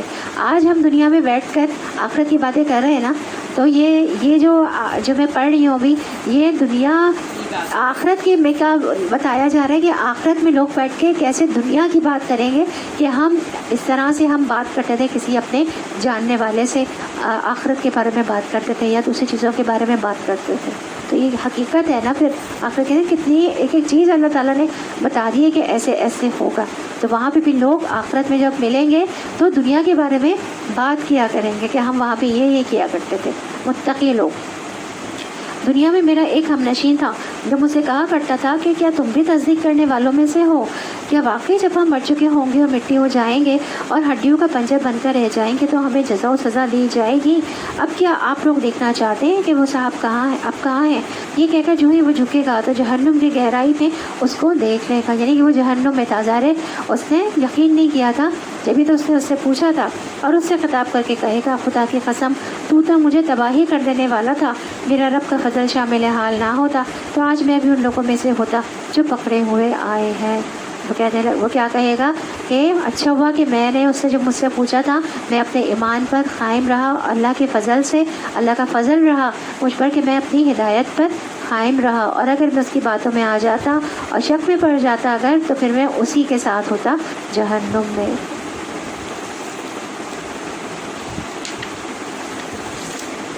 تو یعنی جہنم میں حاضر کیے ہوئے. تو اس آیت میں برے ساتھیوں اور برے ہم نشینوں سے بچ کر رہنے کی نصیحت بھی کی گئی ہے کہ وہ لوگ جو کہ دنیا کی زندگیوں میں بہت زیادہ مشغول ہیں اور ایسے کاموں میں مشغول ہیں جو کہ بالکل بھی تقوی والے یا متقین لوگوں کی زندگیوں سے تعلق نہیں رکھتے، خاص طور پر اس چیز سے بچنے کی جس چیز کی طرف وہ دعوت دیتے ہیں، ہلاکت کے کام جن کو وہ مزین کر کے پیش کرتے ہیں. یاد رکھیے بری دوستی کے برے ہی اثرات ہوتے ہیں. رسول اللہ صلی اللہ علیہ وسلم نے فرمایا نیک صالح ساتھی کی مثال کستوری والے کے مانند ہے. اگر تجھے اس سے کستوری نہ بھی ملے تو تجھے اس کی خوشبو ضرور پہنچے گی. اور برے ساتھی کی مثال بھٹی والی کی طرح ہے، اگر تجھے اس کی کالک نہ بھی لگی تو تجھے اس کا دھواں ضرور آئے گا. تو اس لیے انسان کو ہمیشہ اچھے لوگوں میں بیٹھنا چاہیے، وگرنہ اگر انسان کی کمپنی اچھی نہیں تو وہ جیسی ہے وہ اس کو اپنی طرف کھینچ لے گی. نبی کریم صلی اللہ علیہ وسلم نے فرمایا مومن آدمی کے علاوہ کسی کی صحبت اختیار نہ کرو اور تمہارا کھانا سوائے متقی کے کوئی نہ کھائے، کیونکہ قیامت کے دن متقین کے علاوہ سب ایک دوسرے کے دشمن ہو جائیں گے. یہ بات یاد رکھیے کہ قیامت میں سب ایک دوسرے کے لیے دشمن ہو جائیں گے. جو دنیا میں ہم نے اتنی دوستیاں کی ہوئی ہیں نا، دنیاوی لحاظ میں اور دنیاوی مقاصد سے ایک دوسرے سے دوستیاں، کتنی دوستیاں ہوتی ہیں لوگوں کی، تو جو دوستیاں اتنی کی ہوئی ہیں وہ سب ایک دوسرے کے دشمن ہوں گے سوائے متقی لوگوں کے. وہاں بھی جو دوست ہوں گے وہ کون ہوں گے؟ وہ صرف متقی لوگ آپس میں ایک دوسرے کے دوست ہوں گے. اور اچھے دوستوں کی دعا بھی کرنی چاہیے ہمیں. علقمہ کہتے ہیں کہ جب میں شام آیا تو میں نے 2 رکعت پڑھ کر یہ دعا کی اللہم یسر لی جلیسن صالحہ، اے اللہ مجھے کوئی نیک ساتھی عطا کر، نیک دوست عطا کر. مطلب وہ کسی ملک میں گئے، ملک شام میں، تو انہوں نے کیا دعا کی کہ اللہ تعالیٰ مجھے نیک اچھا ساتھی عطا کر، نیک دوست عطا فرما. تو ہمیں بھی یہاں پہ نیک اور صالح لوگوں کی صحبت اللہ تعالیٰ سے مانگنی چاہیے کہ ہمیں نیک اور صالح لوگوں کا ساتھ عطا فرمائے. پھر میں ایک قوم کے پاس آیا اور ان کی مجلس میں بیٹھ گیا. تھوڑی دیر بعد ایک بزرگ آئے اور میرے پاس بیٹھ گئے. میں نے پوچھا یہ کون ہے؟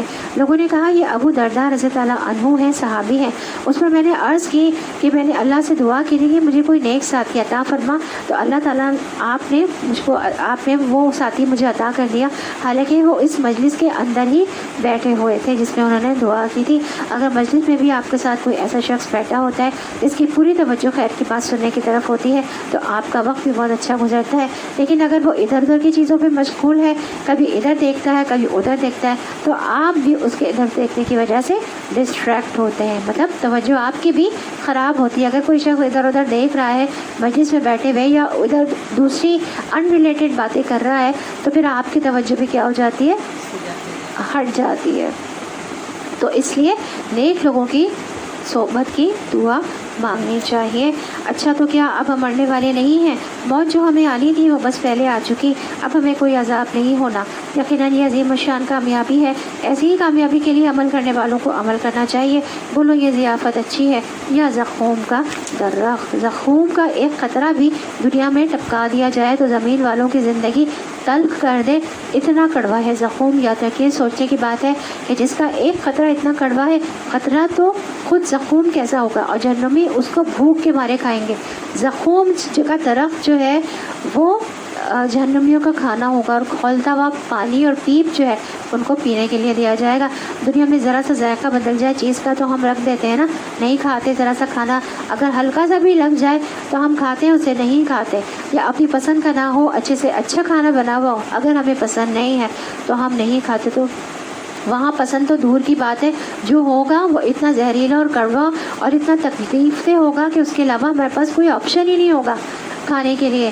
لوگ کیا کرتے تھے پہلے، جہاں پہ یہ قحط وغیرہ پڑتا ہے تو لوگ کیا کیا کھانے پر مجبور ہو جاتے ہیں، پتے وغیرہ کھانے پر مجبور ہو جاتے ہیں، ایسی چیزیں کھانے پر مجبور ہو جاتے ہیں جو کہ بھوک مٹانے کے لیے ہوتا ہے نا، مجبوری یا بھوک میں. کوئی ایسے ایک میں نے کوئی واقعہ سنا تھا کسی آدمی کا کہ وہ کسی چٹان میں پھنس گیا تھا یا کسی ایسی جگہ چٹان کے اندر پھنس گیا تھا.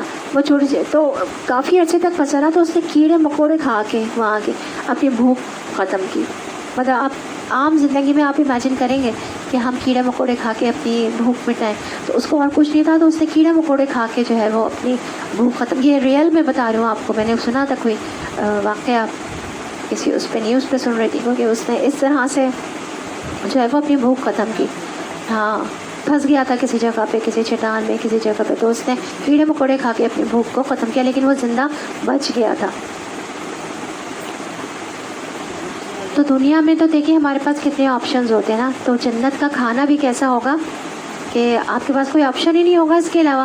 اور جنت پہ تو ہمارے پاس دیکھیں اللہ تعالیٰ نے کتنے آپشن رکھے ہیں، ہماری دل کی خواہشیں پوری ہوں گی وہاں پہ. آج اگر ہم تھوڑی سی اپنی خواہشات کو دبا لیں، اور اللہ اس دنیا میں ہم نے کرنا کیا ہے، اپنی خواہش کو پیچھے کر کے اللہ کی خواہش کے مطابق چلنا ہے، اپنی مرضی کو پیچھے کر کے اللہ کی مرضی کو آگے کر کے اس کے مطابق زندگی گزارنی. تو آخرت میں جنت میں ہماری ساری خواہشیں اللہ تعالیٰ پوری کر دیں گے. جیسے کہ وہ ایک ہم نے پڑھا تھا نا، ایک جنت میں ایک شخص کو مل گیا تھا سب کچھ، پھر بھی اس کے دل میں خواہش پیدا ہوگی کہ میں کاشتکاری کرنا چاہتا ہوں. تو اللہ تعالیٰ نے کیسے اس کے لیے فٹافٹ پوری کاشت اگا دی، اور لمحوں میں اس کی پوری فصل جو ہے وہ تیار ہو گئی تھی. تو ساری خواہشیں اللہ تعالیٰ پوری کریں گے، جو بھی ہمارا دل جائے گا وہاں پہ. رب ابنی لی عندک بیتن فی الجنہ اللہم نسألک جنت الفردوس. جب بھی جنت کا ذکر ہو تو ہمیں جنت کی دعا مانگ لینی چاہیے. پڑھیے اللہم نسألک جنت الفردوس. نسألک کا مطلب ہے ہم سوال کرتے ہیں آپ سے. اللہم اے اللہ، نسألک ہم آپ سے سوال کرتے ہیں جنت الفردوس، جنت الفردوس کا. اور اللہم اجرنا، اے اللہ ہمیں محفوظ کر دے، اللہم اجرنا من النار، آگ کے عذاب سے یا آگ سے. اچھا تو کیا اب ہم مرنے والے نہیں ہیں؟ موت جو ہمیں آنی تھی یہ ہو چکا. اور ہم نے اس درخت کو ظالموں کے لیے فتنہ بنا دیا ہے. وہ ایک درخت ہے جو جہنم کی تہہ سے نکلتا ہے، اور اس کے شگوفے ایسے ہیں جیسے شیطانوں کے سر، یعنی دیکھنے میں بھی بھیانک ہے، نہ اس کا رنگ، نہ ذائقہ، نہ شکل.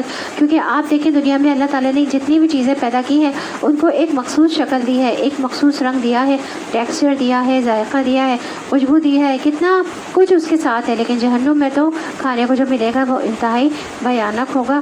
جہنم کے لوگ اسے کھائیں گے اور اسی سے پیٹ بھریں گے، پھر اسی پر پینے کے لیے ان کو کھولتا ہوا پانی ملے گا، اور اس کے بعد ان کی واپسی اسی آتش دوزخ کی طرف ہوگی. یہ وہ لوگ ہیں جنہوں نے اپنے باپ دادا کو گمراہ پایا اور انہی کے نقش قدم پر دوڑ چلے، حالانکہ ان سے پہلے بہت سے لوگ گمراہ ہو چکے تھے اور ان میں ہم نے تنبیہ کرنے والے رسول بھیجے تھے.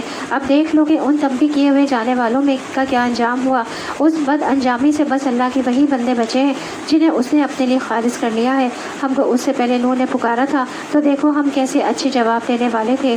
ہم نے اس کا اور اس کے گھر والوں کو کرب عظیم سے بچا لیا. تو جب آپ دعا کیا کریں تو کہا کریں یا اللہ جس طرح تم نے نوح علیہ السلام اور اس کے گھرانے کو شدید کرب سے نجات دی تھی تو مجھے بھی کرب سے نجات دے. یعنی کوئی بھی چیز جو آپ کو تکلیف دے رہی ہو، بادر کر رہی ہو، تو قرآن میں جو چیزیں آئیں یا اللہ کے جو نام ہے ان کا واسطہ دے کر انسان کو دعا کرنی چاہیے. جیسے کہ حضرت ایوب علیہ السلام کی دعا بھی بہت مشہور ہے نا، ربی انی مسنی الضر وانت ارحم الراحمین. تو ان کو بھی کتنی جسمانی تکلیف تھی. تو جب بھی کوئی آپ کو تکلیف پہنچتی ہے، جسمانی تکلیف پہنچتی ہے، تو یہ دعا بہت زیادہ کارگر ثابت ہوتی ہے.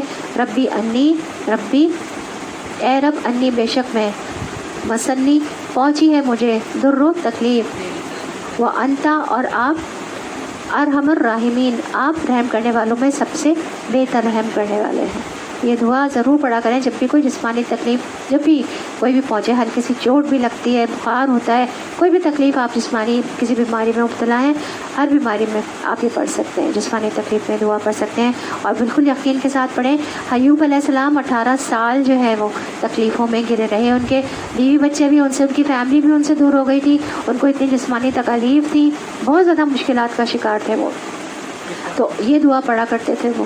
تو اللہ تعالیٰ نے ان کو ان کی ساری چیزیں واپس کر دی تھی. لیکن وہ 18 سال آزمائش میں رہے، سخت آزمائش تھی ان کے اوپر. لیکن اللہ تعالیٰ نے ان کو صحت بھی عطا فرما دی، اور لیکن انہوں نے اللہ تعالیٰ کا کبھی بھی ناشکری نہیں کی، اس دوران کبھی بھی ناشکری نہیں کی، اور اللہ تعالیٰ کا اس حال میں بھی شکر ادا کیا. 18 سال بعد ان کو ان کی صحت بھی واپس ہوئی، اور ان کا گھر بھی مل گیا، ان کی فیملی بھی واپس مل گئی، اور ایکسٹرا بھی ملا تھا، ایکسٹرا بھی انہیں ملا تھا. اور ایک حدیث کا مفہوم مجھے یاد آ رہا ہے کہ وہ کہتے ہیں کہ جب ان کو مل رہا تھا تو وہ کہہ رہے تھے کہ وہ جب اللہ کی نعمت آئی ان کے پاس اور واپس ملنا شروع ہوا تو سونے کے پتنگے دیکھے انہوں نے، کہ ان کو سونے کے پتنگے نظر آئے. تو وہ ان کو جمع کر کے اپنے اندر کمرے میں لے جا کر رکھ رہے تھے کہ یہ سونے کے پتنگے اللہ کی نعمت ہے. جب ان کی آزمائش ختم ہوئی تو انعام میں انہیں سونے کے پتنگے بھی تھے جو کہ انہیں ملے، اور وہ جمع کر کے اندر رکھ رہے تھے. ان کا مال و دولت، ان کی صحت، ان کی جسمانی جو صحت تھی، اور ان کی فیملی، سب کچھ ان کو ملا، اور ایکسٹرا بھی ملا. تو یہ دیکھیں سونے کے پتنگے انہیں ملے ہیں نا، بڑی ایک عجیب سی کہ اللہ تعالیٰ جب بندے سے خوش ہوتا ہے آزمائش کے بعد تو اس کو کوئی ایکسٹرا چیز بھی ملتی ہے انعام کے طور پر.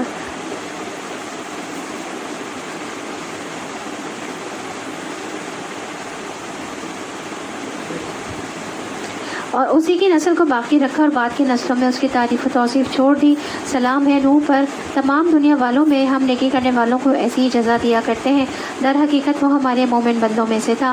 پھر دوسرے گروہ کو ہم نے غرق کر دیا اور نوحی کے طریقے پر چلنے والا ابراہیم تھا، اور جب وہ اپنے رب کے حضور قلب سلیم لے کر آیا. تو قلب سلیم کیا ہوتا ہے؟ جو شرک اور شک سے پاک ہوتا ہے، کیونکہ یقین بہت بڑی دولت ہے. انسان کا جتنا زیادہ کسی چیز پر یقین ہوتا ہے اتنا ہی زیادہ پھر اس سے وہ فائدہ اٹھاتا ہے. اسی طرح جس کسی کو آخرت پر یقین ہو کہ وہ آنی ہے اور حساب کتاب ہونا ہے تو پھر وہ شخص اس کے لیے اسی طرح تیاری بھی کرتا ہے. تو قلب سلیم وہ ہوتا ہے کہ جس میں اللہ کے بارے میں شک نہیں ہوتا، آخرت کے بارے میں شک نہیں ہوتا، جزا سزا کے بارے میں شک نہیں. اور فارابی کہتے ہیں کہ میں نے محمد بن سیرین سے پوچھا یہ قلب سلیم کیا چیز ہے، اس سے کیا مراد ہے؟ انہوں نے کہا جو اللہ کی مخلوق کے معاملے میں اللہ عز و جل کے لیے خیر خواہی کرنے والا ہو، یعنی بندوں کا خیر خواہ ہو. قلب سلیم والا کون ہوتا ہے؟ جو بندوں سے اچھا کرتا ہے. بندوں سے اچھا صرف وہ کر سکتا ہے جو اللہ پہ یقین رکھتا ہو کہ وہ مجھے اس کی جزا دے گا. ورنہ کوئی ایک بندہ ایسا بتا دے کہ جس کی کوئی بات آپ کو کبھی بری نہ لگی ہو یا جس سے آپ کو کوئی تکلیف نہ پہنچی ہو، حتیٰ کہ جن سے ہم شدید محبت کرتے ہیں ان کی بھی بہت سی باتوں سے ایگری نہیں کرتے، ان سے بھی اختلاف ہو جاتا ہے، ان سے بھی کبھی کوئی تکلیف پہنچ جاتی ہے. ہمارے والدین ہو سکتے ہیں، استاد ہو سکتے ہیں، ہمارے بہن بھائی ہو سکتے ہیں، دوست ہو سکتے ہیں، کوئی بھی ہو سکتے ہیں. تو آپ دیکھیے اگر ہم بدلہ لینے پر ہی آ جائیں تو کیا کسی کی خیر خواہی کر سکیں گے؟ ہم نہیں. اگر کسی نے ہمیں دھوکہ دیا ہو تو ہم اس کے ساتھ اچھا نہیں کر سکتے اگر ہم اللہ کے لیے نہ کریں، کیونکہ اگر اس کے لیے کریں گے تو اس سے تو بھلائی تو ہم کر ہی نہیں سکتے نا. تو ہم برائی کے بدلے میں جو اچھائی یا بھلائی کرنے کا حکم ہے وہ اللہ کی خاطر ہے، کسی اور کی خاطر، اس محبوب کی خاطر جس نے آپ کو بہت کچھ عطا کیا ہے. اللہ کی خاطر ہم کر سکتے ہیں. ہم یہ سوچ کر سکتے ہیں جس نے ہمارے ساتھ برائی کی ہے اس کے ساتھ بھلائی ہم یہ سوچ کر سکتے ہیں کہ میں اللہ کی خاطر کر رہی ہوں، اس کو وہ راضی ہو جائے شاید. تو قلب سلیم والا ہی دل اصل میں اچھے کام کرنے کے قابل ہوتا ہے، کیونکہ وہ اپنے دل سے اس طرح کے منفی اثرات کو، منفی جذبات کو صاف کرتا رہتا ہے، اپنے دل کو سلامت رکھتا ہے، صاف رکھتا ہے. جریر بن عبداللہ رضی اللہ عنہ کہتے ہیں کہ میں نے نبی کریم صلی اللہ علیہ وآلہ وسلم سے ہر مسلمان سے خیر خواہی کرنے پر بیعت کی. تو خیر خواہی جو ہے وہ ہر مسلمان کا حق ہے کہ ہر مسلمان سے خیر خواہی کی جائے. رسول اللہ صلی اللہ علیہ وآلہ وسلم نے فرمایا مسلمان کے مسلمان پر 6 حق ہیں. آپ سے عرض کیا گیا اے اللہ کے رسول وہ کیا ہیں؟ آپ صلی اللہ علیہ وسلم نے فرمایا جب تم اس سے ملو تو اس کو سلام کرو، جب وہ تمہیں دعوت دے تو اس کو قبول کرو، جب وہ تم سے خیر خواہی طلب کرے تو اس سے خیر خواہی کرو، یعنی کوئی اچھا مشورہ مانگے، اور ایک اور روایت میں کہ اس کی غیر موجودگی میں اس کا خیر خواہ رہے. اور نمبر 4 جب وہ چھینکے اور الحمدللہ کہے تو تم یرحمک اللہ کہو. اور 5 جب وہ بیمار ہو جائے تو اس کی عیادت کرو. اور نمبر 6 جب وہ فوت ہو جائے تو اس کے جنازے میں شرکت کرو. تو اس نے اپنے باپ اور اپنی قوم سے کہا یہ چیزیں کیا ہیں جن کی تم عبادت کر رہے ہو؟ حضرت ابراہیم علیہ السلام کے بارے میں ہے کہ اللہ کو چھوڑ کر جھوٹ گھڑے ہوئے معبود چاہتے ہو، آخر رب العالمین کے بارے میں تمہارا کیا گمان ہے؟ پھر اس نے تاروں پر ایک نگاہ ڈالی اور کہا میری طبیعت خراب ہے. چنانچہ وہ لوگ اسے چھوڑ کر چلے گئے اور ان کے پیچھے وہ چپکے سے ان کے معبودوں کے مندر میں گھس گیا اور بولا آپ لوگ کھاتے کیوں نہیں ہیں؟ کیا ہو گیا؟ آپ لوگ بولتے بھی نہیں ہیں. اس کے بعد وہ ان پر پل پڑا اور سیدھے ہاتھ سے خوب ضربیں لگائیں. واپس آ کر وہ لوگ بھاگے. اس کے پاس آئے، اس نے کہا کیا تم اپنی ہی تراشی ہوئی چیزوں کو پوچھتے ہو، حالانکہ اللہ ہی نے تم کو بھی پیدا کیا ہے اور ان چیزوں کو بھی جنہیں تم بناتے ہو. انہوں نے آپس میں کہا کہ اس کے لیے ایک الاؤ تیار کرو اور اسے دہتی ہوئی آگ کے ڈھیر میں پھینک دو. انہوں نے اس کے خلاف ایک کارروائی کرنی چاہیے مگر ہم نے انہی کو نیچا دکھا دیا. ابراہیم علیہ السلام نے کہا میں اپنے رب کی طرف جاتا ہوں اور وہی میری رہنمائی کرے گا. یعنی رب کی عبادت کے لیے ہجرت کی. انہوں نے یعنی اپنی قوم قبیلے اپنے تمام لوگوں کو چھوڑ کر اللہ کی عبادت کے لیے اپنے وطن کو چھوڑ دیا۔ رسول اللہ صلی اللہ علیہ وسلم نے فرمایا سب سے افضل لوگوں میں سے بہتر وہ آدمی ہے جو اللہ کے راستے میں اپنی جان اور اپنے مال سے جہاد کرتا ہے۔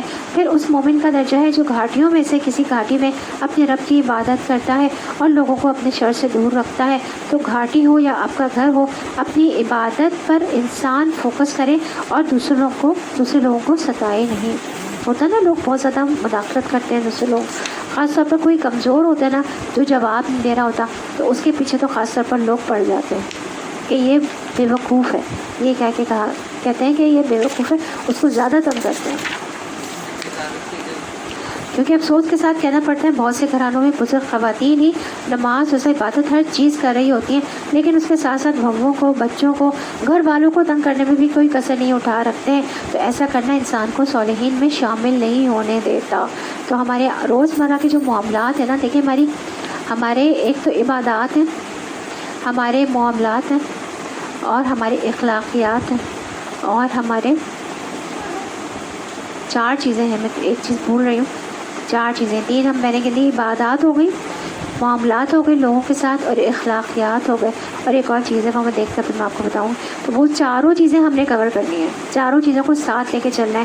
مطلب وہ عبادت تو کر رہی ہے نماز روزہ، لیکن کیا کر رہی ہے کہ وہ معاملات اچھے نہیں چلا رہی لوگوں کے ساتھ، تو وہ پھر صالحین میں شامل نہیں ہونے دیتا۔ تو ہمیں 4 چیزوں کو ساتھ لے کے چلنا ہے، اپنی عبادات کو بھی، اپنے معاملات کو بھی، اپنے اخلاقیات کو بھی، اور ایک اور چیز ہے وہ میں بھول رہی ہوں، وہ میں بعد میں بتاؤں گی انشاءاللہ جب مجھے یاد آ جائے گا۔ اے پروردگار مجھے ایک بیٹا عطا کر جو صالحین میں سے ہو۔ اس دعا کے جواب میں ہم نے اس کو حلیم بردبار لڑکے کی بشارت دی۔ وہ لڑکا جب اس کے ساتھ دوڑ دھوپ کرنے کی عمر کو پہنچ گیا تو ایک روز ابراہیم نے اس سے کہا بیٹا میں خواب میں دیکھتا ہوں میں تجھے ذبح کر رہا ہوں، اب تو بتا تیرا کیا خیال ہے؟ اس نے کہا ابا جان جو کچھ آپ کو حکم دیا جا رہا ہے اسے کر ڈالیے، آپ انشاءاللہ مجھے صابروں میں سے پائیں گے۔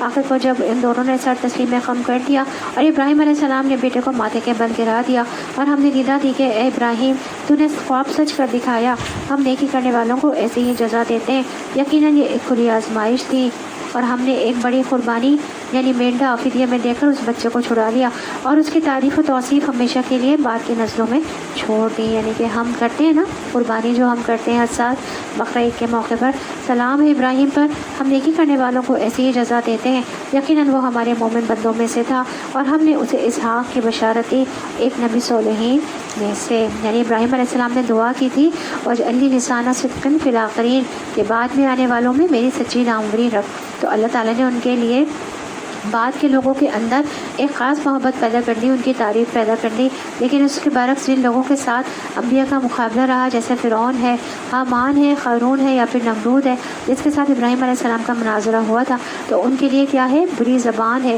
یعنی سب ان کو برا بھلا کہتے ہیں نا ان کو برا بھلا۔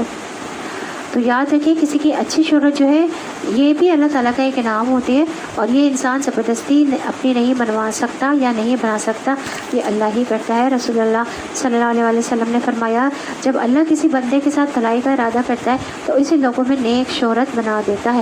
تو کسی نے کہا نیک شہرت کیسے عطا کرتا ہے؟ تو آپ صلی اللہ علیہ وسلم نے فرمایا وہ اس طرح کہ اس کے لیے اس کی موت سے پہلے نیک عمل کرنا آسان کر دیتا ہے۔ یعنی کہ اللہ تعالیٰ جب بھلائی کا ارادہ کرتا ہے تو اس کی موت سے پہلے اس کے لیے نیک عمل آسان کر دیتا ہے اور پھر وہ لوگوں میں بھی نیک شہرت بن جاتا ہے، حتیٰ کہ اس کے آس پاس والے اس سے خوش ہو جاتے ہیں۔ رسول اللہ صلی اللہ علیہ وسلم نے فرمایا ہر آدمی کی آسمان میں مخصوص شہرت ہوتی ہے، اگر وہ شہرت آسمان میں اچھی ہو تو زمین میں بھی اچھی شہرت رکھ دی جاتی ہے، اور اگر آسمان والی شہرت ہی بری ہو تو زمین میں بھی بری شہرت رکھ دی جاتی ہے۔ استغفر اللہ۔ رسول اللہ صلی اللہ علیہ وسلم نے فرمایا قریب ہے کہ تم جنت والوں کو دوزخ والوں میں سے پہچان لو گے، یعنی دنیا میں بھی تمہیں کچھ پہچان ہو جائے گی۔ لوگوں نے عرض کیا یا رسول اللہ کس طرح؟ آپ سے نے فرمایا اچھی تعریف کرنے سے اور بری تعریف کرنے سے، تم میں سے بعض پر اللہ کے گواہ ہیں۔ انس رضی اللہ عنہ کہتے ہیں میں نے نبی کریم صلی اللہ علیہ وسلم کے ساتھ بیٹھا ہوا تھا، اتنی دیر میں ایک جنازہ وہاں سے گزرا۔ آپ سے نے فرمایا یہ کس کا جنازہ ہے؟ صحابہ نے کہا یہ فلاں آدمی کا جنازہ ہے جو اللہ اور اس کے رسول سے محبت کرتا تھا اور اللہ کی اطاعت کرتا تھا، اس معاملے میں کوشش کرتا تھا، یعنی کوشش کر کے اطاعت کرتا تھا۔ تو رسول اللہ صلی اللہ علیہ وسلم نے فرمایا واجب ہو گئی، واجب ہو گئی، واجب ہو گئی۔ اتنے میں ایک اور جنازہ جنازہ گزرا، اس کے بارے میں صحابہ نے کہا یہ فلاں آدمی کا جنازہ ہے جو اللہ اور اس کے رسول صلی اللہ علیہ وسلم سے بغض رکھتا تھا اور اللہ کی نافرمانی کرتا تھا اور اس معاملے میں باغ دوڑ کرتا تھا۔ تو آپ صلی اللہ علیہ وسلم نے فرمایا واجب ہو گئی، واجب ہو گئی، واجب ہو گئی۔ تو صحابہ نے کہا اے اللہ کے رسول صلی اللہ علیہ وسلم، آپ نے ایک جنازے کی تعریف کی اور دوسرے کی مذمت کی، آپ نے دونوں کے بارے میں فرمایا واجب ہو گئی، واجب ہو گئی، واجب ہو گئی۔ آپ صلی اللہ علیہ وسلم نے فرمایا ہاں ابو بکر، بے شک اللہ کے کچھ فرشتے ہیں جو انسان کے اندر موجود خیر اور شر کو بنی آدم کی زبانوں میں جاری کرتے ہیں۔ اللہ کے کچھ فرشتے ہیں، وہ فرشتے انسانوں کے منہ پر، انسانوں کے دلوں میں وہ بات ڈالتے ہیں جو کسی کے بارے میں یا اچھی ہوتی ہیں یا بری ہوتی ہیں، یعنی خیر یا شر القاء کرتے ہیں، اس کے دل میں وہ بات ڈالتے ہیں اور پھر اس کے مطابق وہ رائے دیتا ہے اور اسحاق کی برکت یہ اب ان دونوں کی ذریت میں سے کوئی محسن ہے اور کوئی اپنے نفس پر سری ظلم کرنے والا ہے، اور ہم نے موسیٰ اور ہارون پر احسان کیا، ان کو اور ان کی قوم کو کرب عظیم سے نجات دی، انہیں نصرت بخشی جس کی وجہ سے وہی غالب رہے، ان کو نہایت واضح کتاب عطا کی، انہیں راہ راست دکھائی اور بعد کی نسلوں میں ان کا ذکر خیر باقی رکھا۔ سلام ہے موسیٰ اور ہارون پر، ہم نیکی کرنے والوں کو ایسی جزا دیتے ہیں، در حقیقت وہ ہمارے مومن بندوں میں سے تھے، اور الیاس بھی یقیناً مرسلین میں سے تھا۔ یاد کرو جب اس نے اپنی قوم سے کہا تھا کہ تم لوگ ڈرتے نہیں ہو، کیا تم بعال کو پکارتے ہو اور احسن الخالقین کو چھوڑ دیتے ہو۔ بعال جو ہے وہ ایک بہت بڑا بت تھا ان کا، اور احسن الخالقین کو چھوڑ دیتے ہو اس اللہ کو جو تمہارے اور تمہارے اگلے پچھلے آباء اجداد کا رب ہے، مگر انہوں نے اسے جھٹلا دیا، سو اب یقیناً وہ سزا کے لیے پیش کیے جانے والے ہیں، بجز ان بندگان خدا کے جن کو خالص کر لیا گیا ہے۔ اور الیاس کا ذکر خیر ہم نے بعد کی نسلوں میں باقی رکھا، سلام ہے الیاس پر، ہم نیکی کرنے والوں کو ایسی جزا دیتے ہیں، واقعی وہ ہمارے مومن بندوں میں سے تھا۔ اور لوط علیہ السلام بھی ان لوگوں میں سے تھا جو رسول بنا کر بھیجے گئے ہیں۔ یاد کرو جب ہم نے اس کو اور اس کے سب گھر والوں کو نجات دی سوائے ایک بڑھیا کے جو پیچھے رہ جانے والوں میں سے تھی، اور پھر باقی سب کو تہس نہس کر دیا۔ آج تم شب و روز ان کے اجڑے دیات پر سے گزرتے ہو، کیا تم کو عقل نہیں آتی؟ اور یقیناً یونس بھی رسولوں میں سے تھا۔ یاد کرو جب وہ ایک بھری کشتی کی طرف بھاگ نکلا، پھر قرآن دازی میں شریک ہوا اور اس میں مات کھائی، آخرکار مچھلی نے اسے نگل لیا اور وہ ملامت زدہ تھا۔ اب اگر وہ تسبیح کرنے والوں میں سے نہ ہوتا تو روز قیامت تک اسی مچھلی کے پیٹ میں رہتا۔ تو سبحان اللہ، اس سے کیا پتہ چلتا ہے؟ تسبیح کرنا نجات کا باعث ہے، مشکلات سے نجات کا باعث ہے، مشکلات سے نکلنے کا ذریعہ بنتا ہے۔ آپ کے دل پہ بوجھ ہے، گھبراہٹ ہے، انزائٹی ہے، پریشانی ہے، بے چینی ہے، مشکلات ہے، یا کوئی چیز آپ کو بادر کر رہی ہے، یا کوئی کام آپ کا نہیں ہو پا رہا ہے، تو اللہ کی تسبیح بیان کیجیے، تسبیح میں مشغول ہو جائیے، اللہ تعالیٰ وہ کام آپ کا آسان کر دیں گے انشاءاللہ۔ کہا جاتا ہے نیک عمل اپنے ساتھی کو اٹھا دیتا ہے جب وہ پھسل کے گر جائے، یعنی جب کوئی مشکل آتی ہے تو وہ نیک عمل اس کو اٹھاتا ہے۔ حسن بصری کہتے ہیں کہ مچھلی کے پیٹ میں نمازیں نہیں پڑھتے تھے، لیکن چونکہ انہوں نے پہلے سے ہی خوشحالی میں نیک عمل کر رکھے تھے تو اللہ نے آزمائش کے وقت نیک اعمال کی وجہ سے ان کو یاد رکھا۔ تو نیک اعمال بھی مصیبت دور کرنے کا ذریعہ بنتے ہیں۔ یہ قصہ سب کو پتہ ہے یونس علیہ السلام کا، کہ کس طرح وہ اپنی قوم کو چھوڑ کر ان سے تنگ آ کر وہ نکل گئے تھے بستی میں سے، پھر سمندر کے ساحل پر چلے گئے، وہاں ایک کشتی تھی اس پر سوار ہو گئے تھے کہ اب میں اس قوم کی شکل نہیں دیکھنا چاہتا جو اللہ کی نافرمان ہے، اس کو میں بہت سمجھا چکا، لیکن چونکہ ابھی اللہ تعالیٰ نے ان کو اجازت نہیں دی تھی نکلنے کی، یا ابھی حکم نہیں دیا تھا نکلنے کا، تو پہلے سے نکل کر چھوڑ کر چلے گئے۔ اب ہوا یہ کہ جب کشتی میں سوار ہوئے تو کشتی عین درمیان میں آ کر ڈولنے لگی، تو اس پر کشتی والوں نے کہا کشتی اس طرح نہیں ڈوبتی سوائے اس کے کوئی شخص اپنی آقا سے بھاگ کر آیا ہو۔ تو بہرحال انہوں نے قرآن دازی کی تو وہ یونس علیہ السلام کے نام نکلی اور انہیں مجبوراً سمندر میں جانا ہی پڑا، یعنی پھینک دیا گیا، اور وہاں سے ایک مچھلی نے ان کو نگل لیا اور وہ مچھلی سمندر کی تہوں میں چلی گئی۔ تو اس وقت انہوں نے اندھیرے، اب سمندر کی تہہ میں دیکھیں تو مچھلی کے اندھیرا، اس کے پیٹ کا اندھیرا، اور پھر مچھلی خود کتنے سمندر کی تہہ میں بہت اندھیرا ہوتا ہے، گھٹٹوں پر اندھیرا ہوتا ہے، تو وہ وہاں پہ اندھیروں میں پکارا، اپنے رب کی تعریف بیان کی اور تسبیح کی۔ وہ کون سی تسبیح تھی؟ لا الہ الا انت سبحانک انی کنت من الظالمین، لا الہ نہیں ہے تیرے سوا کوئی معبود، الا انت مگر تو ہی، سبحانک تسبیح ہے یہ، سبحانک پاک ہے تو، انی کنتم بیشک میں ہی ظالموں میں سے ہوں. تو اللہ تعالیٰ نے ان کو وہاں سے نجات دی.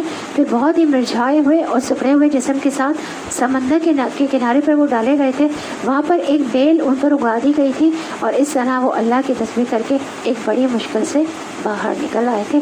یہاں پہ ہمارا نصف ومالی پارہ نمبر 23 جو ہے وہ مکمل ہوا، نصف ہوا ہے ابھی، اور انشاءاللہ کل جو ہے وہ باقی کا کمپلیٹ کر لیں گے. دعا کرتے ہیں.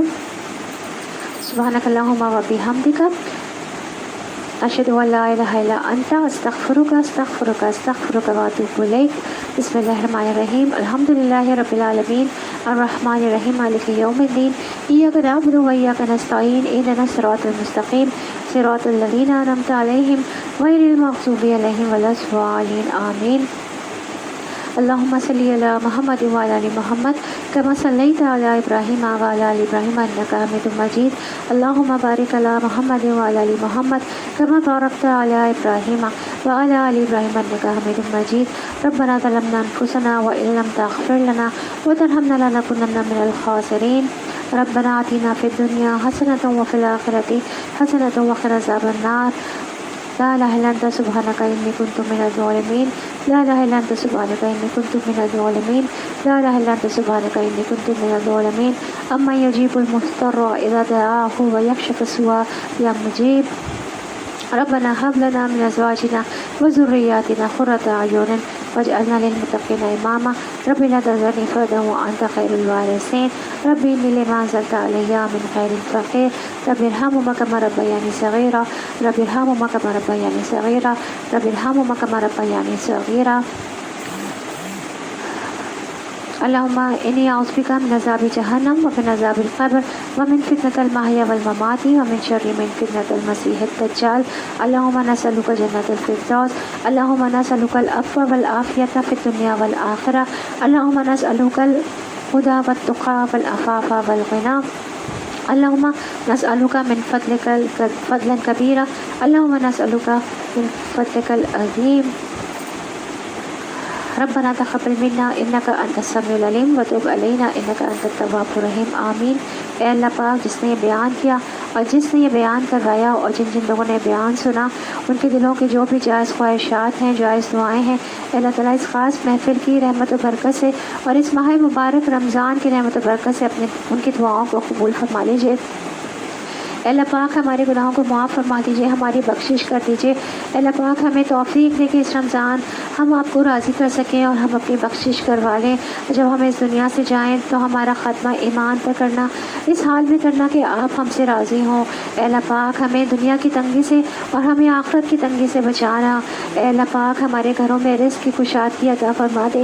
جو تنگیاں ہیں اللہ تعالیٰ انہیں کشادگی میں بدل دے. ہمارے رزق کو وسیع کر دے، کشادہ کر دے. ہمارے دسترخوان کو کشادہ کر دیجیے. اے اللہ تعالیٰ جو بھی پریشان ہیں اللہ تعالیٰ ان کی پریشانیوں کو دور فرما دیجیے اپنے خاص کرم سے. اے اللہ پاک جو بیمار ہیں انہیں شفاء کاملہ عطا فرما اور انہیں صحت کے ساتھ عافیت کے ساتھ مکمل زندگی عطا فرما. اے اللہ پاک ہمارے والدین جو اس دنیا سے جا چکے ہیں ان کی بخشش کر دے، ان کی قبر کو جنت کا ایک ٹکڑا بنا دے، ان کے درجات کو بلند فرما دیجیے، انہیں جنت الفردوس میں جگہ عطا فرمایا. اور جو ہمارے والدین حیات ہیں اے اللہ پاک انہیں صحت اور عافیت کے ساتھ زندگی عطا فرما، ان کا سایہ ہمارے اوپر رکھیے اور ہمیں ان کی خدمت کرنے کی توفیق عطا فرما اور ہم سے انہیں کوئی تکلیف نہ پہنچے اور ہمیں ان کی عزت کرنے کی توفیق عطا فرما. آمین یا رب العالمین. آپ لوگ اپنی اپنی دعائیں مانگ لیجیے گا.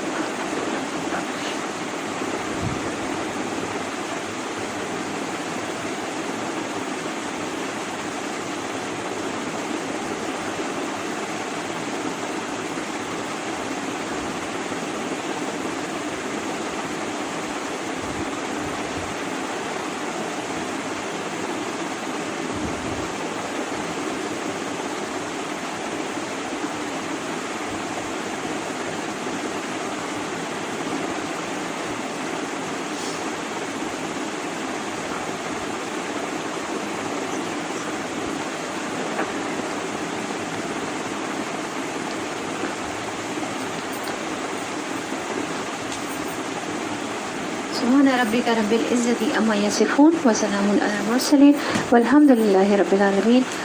السلام علیکم ورحمۃ اللہ وبرکاتہ.